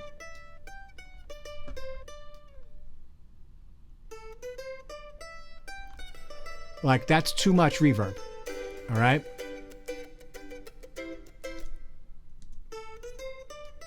Right, if I mute this, very dry. That's plenty. I want to make this a little bit more sparkly. I want to play around with that and see if that sounds good. So I'm going to give you a little hint for guitars and stuff. It's around 4 or 5K. So I'm just going to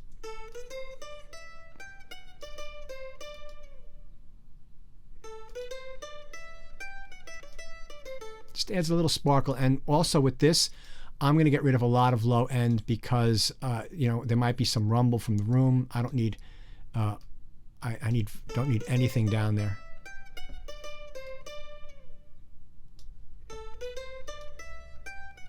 See, that's a little nasally sounding, and now I just add a little shimmer. And that might sound a little thin, but when you listen to it in the mix,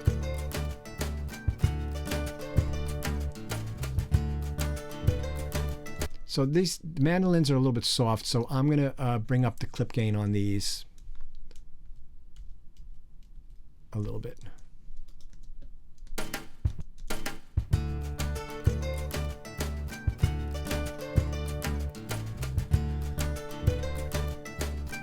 Okay, so now I'm listening and I'm making adjustments as I listen. My rhythm guitars are too loud now.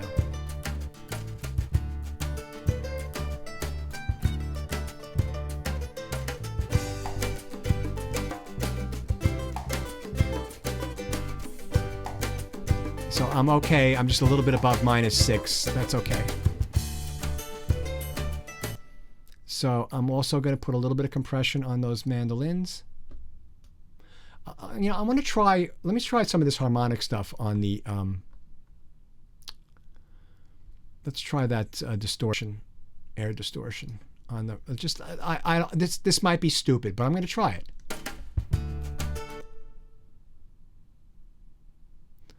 It's just a little, I want to make it a little bit more exciting.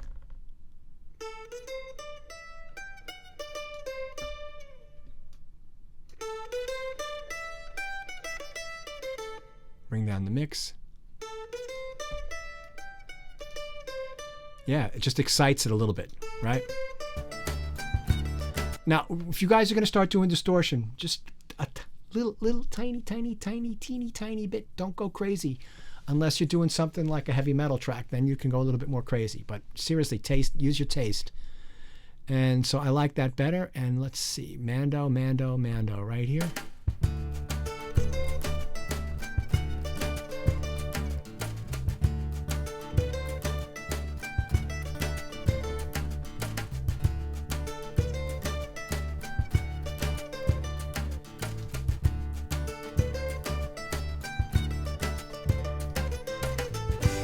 So I added a little makeup gain here just to bring the volume of the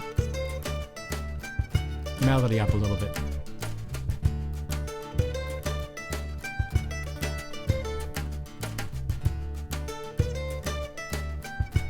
All right, let's listen to our melody guitar.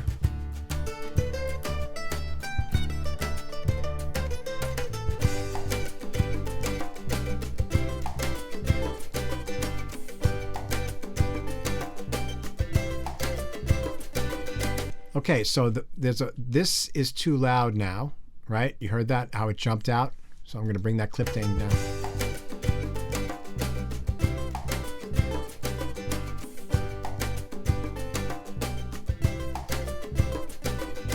That means this is probably too loud also.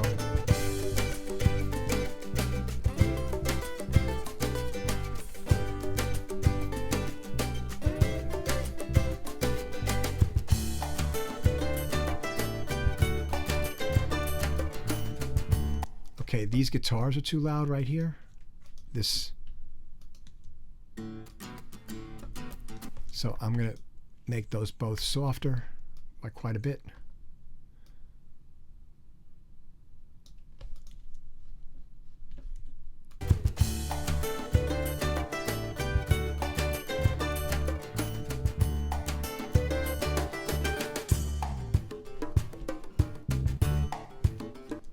see. Yeah, that's weird. That's badly recorded on my part. Okay. So I got to fix this, right? Because you could see right here, this is a good volume now, and then that riff is too soft. So I'm just going to separate this out here and do some cliff-based gain. Bring that back up.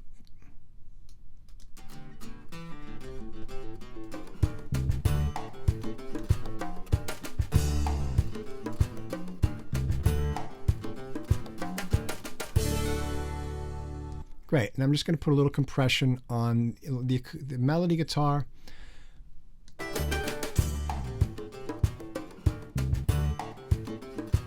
Let's see, it sounds good. I don't think I'm going to do any low-pass filtering on it.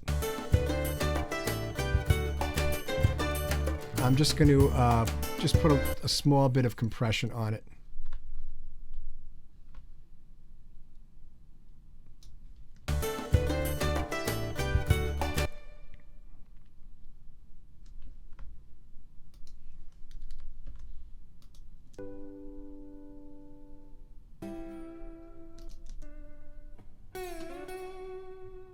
Oh, these need to be output properly. Pete, what's wrong with you?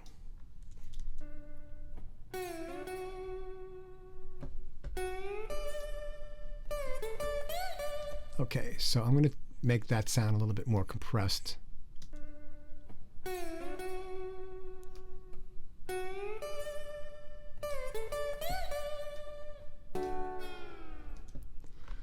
Yeah, Dwayne Allman style. Crazy. How did that move so much?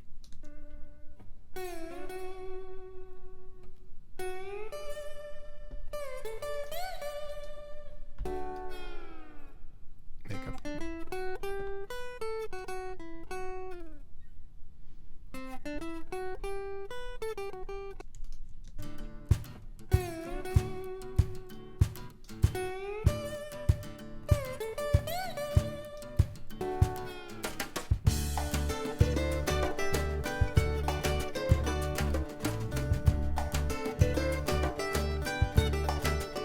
So I'm listening to this now, and I think that the bass is just like maybe a tiny bit too loud. So I'm going to go to my bass master, and I'm just going to bring the output down here like 2 dB.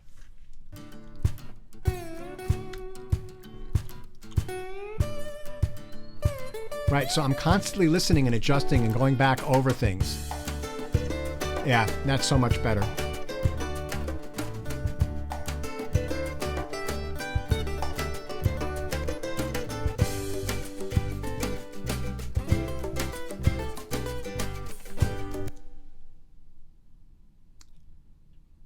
Yep, I got you, Salita. Thank you. Have a great weekend, too.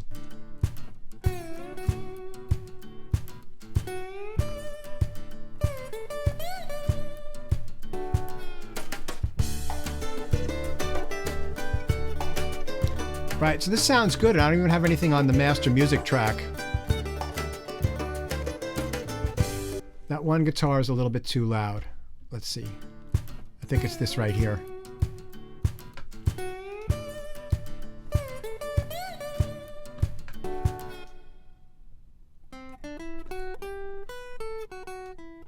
So where is my... So let's balance that with the mandolin.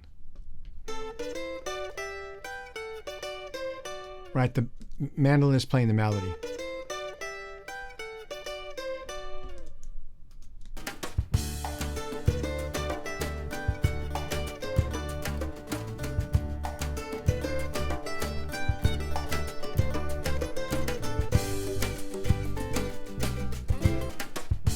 Whoops, sorry.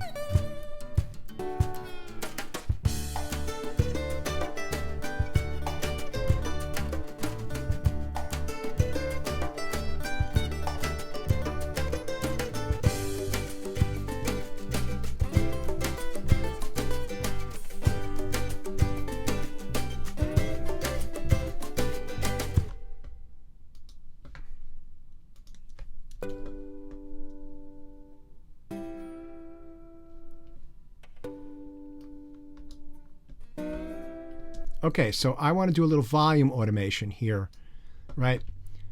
I didn't like the way that the attack of this here got in the way of the melody. So I'm just going to bring that attack down like this, right? So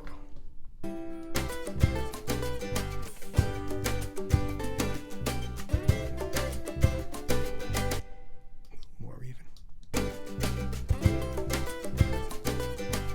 So if I solo this, I'll show you what I mean. I think it's this here.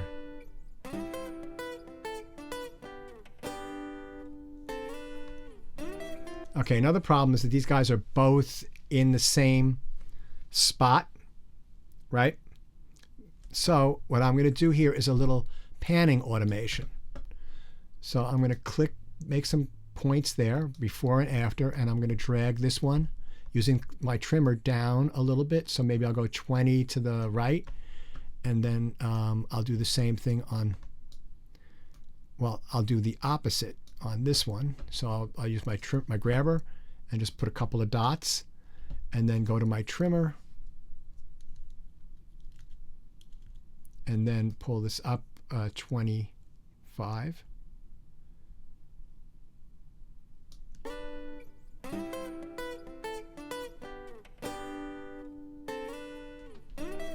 All right, so, and then we're going to need to do a little bit more volume automation on the slide guitar. So let's listen to that.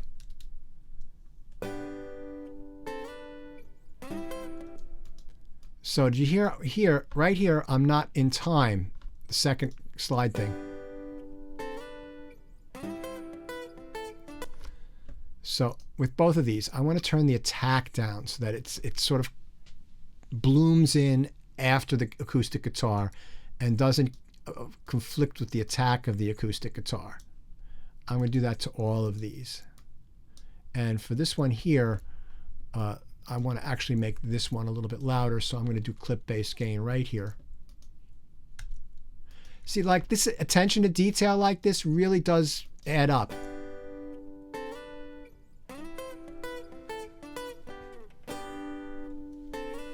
Yeah, let me do a little bit more with the volume swell here. So you see how like the acoustic guitar has the attack and then the slide guitar blooms in afterwards. It's a really cool effect.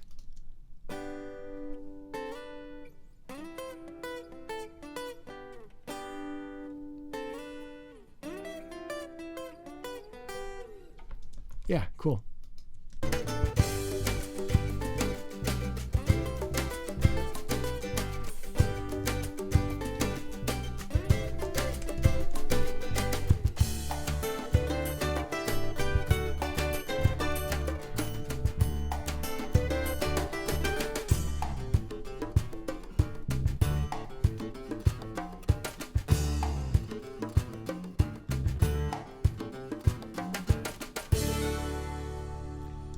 Okay, so I'm listening to this arrangement, and there's some stuff I don't like, right, at the end. I want to try to make the end a little bit cooler.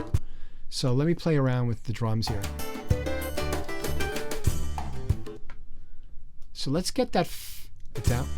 We don't need, let's unselect this. So we go bop.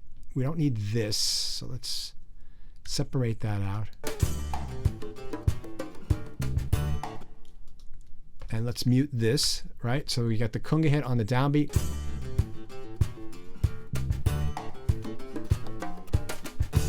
And maybe have just the hit there, and then we'll do a little pickup, and then it'll come in for the very last bit, right? So I've changed the arrangement.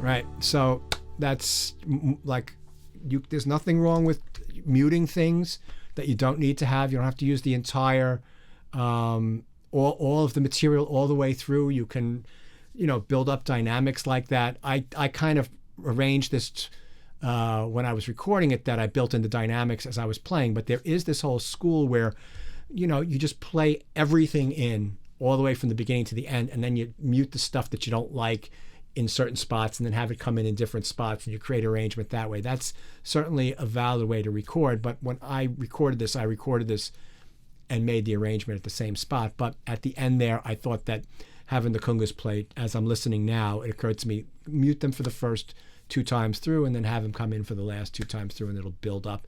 And I do have the kick drum in there. And you could actually even go a little further than that if I wanted to, if you want to quote the Talking Heads.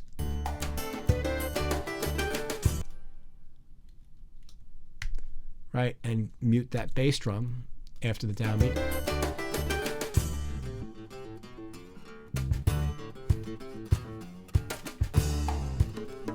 Right, so another like arranging. I just did that, and it's nice, you know, just a little subtle touch. Okay, so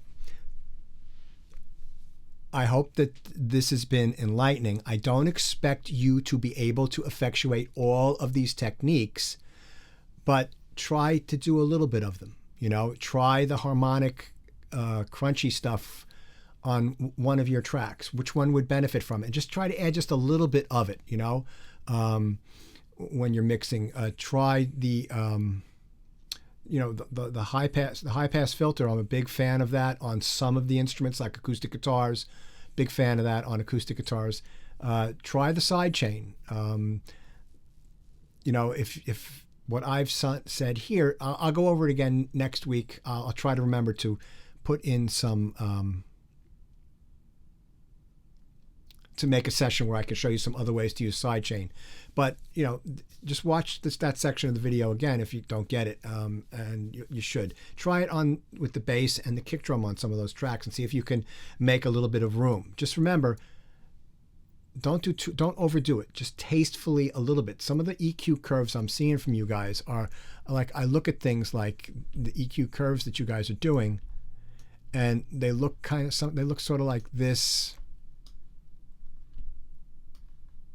Right, you know, oh, you can't see that, right? They look kind of like this, right? They're all over the place. They're really weird, and like that's not an. If you have to do that to make something sound good, it's not been recorded well, and everything that you've got has been pretty much recorded pretty well, except for the sports track. There's some stuff on there that I'm not happy with, but that was a long time ago.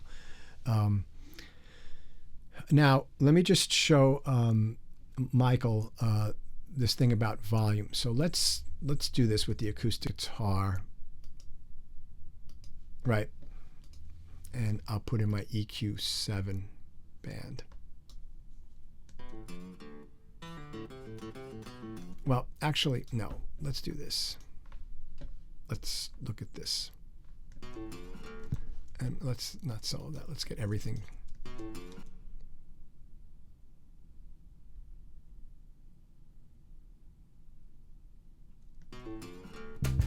Oh, brain to Pete.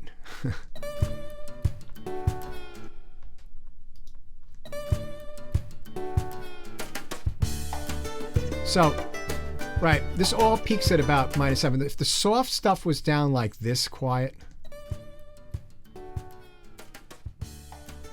that's too soft, right? You got to sort of, it also depends upon the type of music that you're putting together, right? For this particular piece, you don't want a huge dynamic range. You do want dynamics, but you don't want it to be, you want it to be all popping from the beginning to end. There's definitely stuff where the arrangement gets softer, and that's built in. There's less instruments playing, so it will be softer, right? That's part of arranging.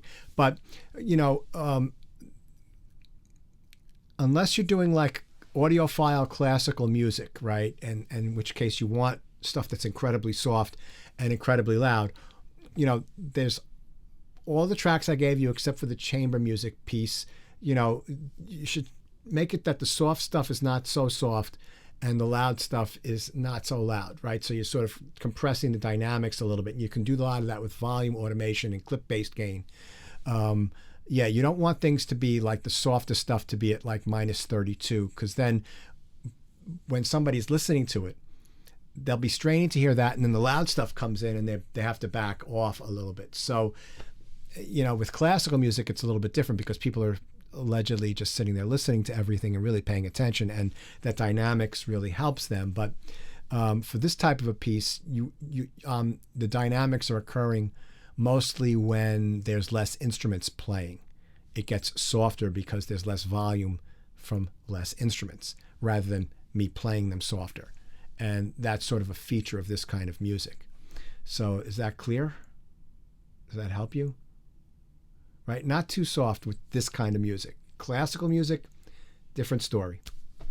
Yeah. All right. So I think that I've about had it. That was like an incredible amount of information today. We did all that stuff on signal flow review. We did some stuff about, we went all over the microphones, right? And then we spent a good hour and 15 minutes making this mix sound much better. And, you know, we did compression, we did submasters for all the different groups, and we affected the submasters to make the entire food group of instruments, the entire drums and percussion, both bass tracks, the rhythm guitars, the mandolins, the melody guitar, right? I affected all those groups with some EQ and some compression, and we also introduced some of that, adding a little bit of distortion on some of the tracks to excite them a little bit, and just a tasty amount, not too much.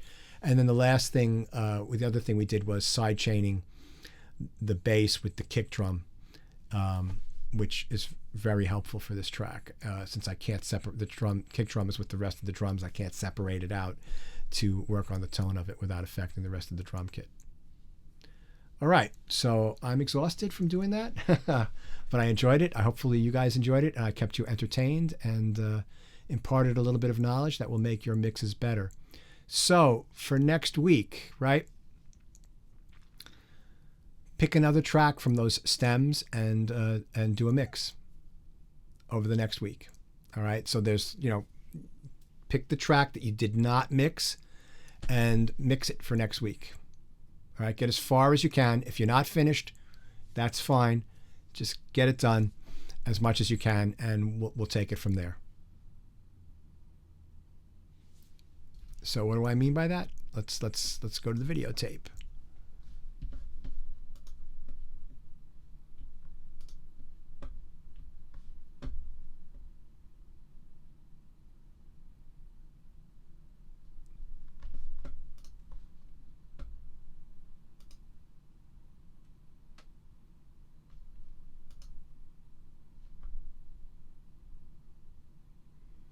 Okay, I'll send you guys links, or I'll post a link for all of those stems in this area here, and I'll email you all a link so that you can access it pretty easily. All right. Because they don't see. So thank you, Professor. Are there any updates about the songwriting class next semester? Yeah. So, okay. So let me just talk about that. So the songwriting class, you know, we got to get 10 people registered to run the class, right? And hopefully, you know, having Robbie here, and I've actually, you know, he's will help get people to register. So it's going to be right now they've got it listed as a graduate student special topics. I'm going to be sending out an email to all you guys about it shortly. But it's going to be Friday from 1:40 until 4:20, I guess it is. And you can take it asynchronously, I guess, and just make the part of the class that you want. And if you can make the class during regular time, that'd be better. But you know, Robbie will make it a videotape. I'm not sure that his videotapes are going to be as technically proficient as the ones that I make, but I don't think it's really necessary for that class. You know, I don't think he needs to go crazy with that, because it's basically ideas. He's not teaching you how to mix music. You know what I mean? He's teaching you how to create a melody and create a song. And so, yeah, I just hope that, you know, we can get, I'd like to get that class running every semester. And so this is part of the game plan that I'm trying to effectuate with the music department. It's very difficult to get anything done. There's just a lot of bureaucracy and a lot of people that have to be happy. And there's also budgetary issues. So, yeah, registration will happen. I guess it'll be happening fairly soon for next semester. So I will, my registration starts soon, but I'm an undergraduate. Yeah, but you can take it as an undergraduate. You can register for it even though it's a graduate class. You'll be accepted into it. It's fine. I got to talk to them about making a separate undergraduate class. It's just that Tom and Dennis are so overwhelmed. I'm trying to not ask them to do too many things. They're so overwhelmed with getting scheduled together because it's difficult. All right. Okay, everyone. Thank you so much for being here, and I will catch you guys next week. I'll send you an email. I'll send you an email with the link to all the stems to mix. You can pick a different tune. All right? Professor, I have a question. Yes. Yeah, for the updated version of homework, should I like unsubmit it and turn it like again? Right. So did you is it uploaded already? And you've worked on it? The last one. Right. But have you worked on it since I gave you notes? I need to like more. Okay, so just get it, do it over, try to get it done. I'm probably not going to look at this class's stuff until Saturday. All right, so try to get it, if you can get it done by Friday night, Saturday morning, I'll look at it at some point Saturday or maybe even Sunday. Because I'm working on this film now, so I've got to spend time in the mornings doing that. So I'll get to it over the weekend. All right? Thank you. Yeah, just let me know when you've uploaded it. Yes, go ahead, Michael. I have a quick question that is similar to Jinhee's. So we're taking a new STEM. Right. So there were like five or folder. six songs in the first assignment. Pick a different song and mix and use some of these newer techniques. Turning that in, are you going to create a new assignment? Yeah. Yes. We would. Oh, yeah. Okay. Gotcha. Right. I'm gonna post it up on our Google Classroom. Right. I just haven't done it yet. I'll do it tomorrow morning probably, and I will send out certainly a link with all of the audio stems if you don't have them already, so that you can re-download them and just pick a different song to mix. It's very helpful. I mean, you got this stuff that's fairly well recorded and different styles, and each one has a different solution, different issues, and you have to practice mixing constantly. I'm always mixing music. Even if it's just my YouTube videos, I'm mixing them, and trying to make them sound better. So you only get better by practicing it. Okay, thank you. Okay, have a great weekend, everyone, and I'll catch you later. You too. Thank you.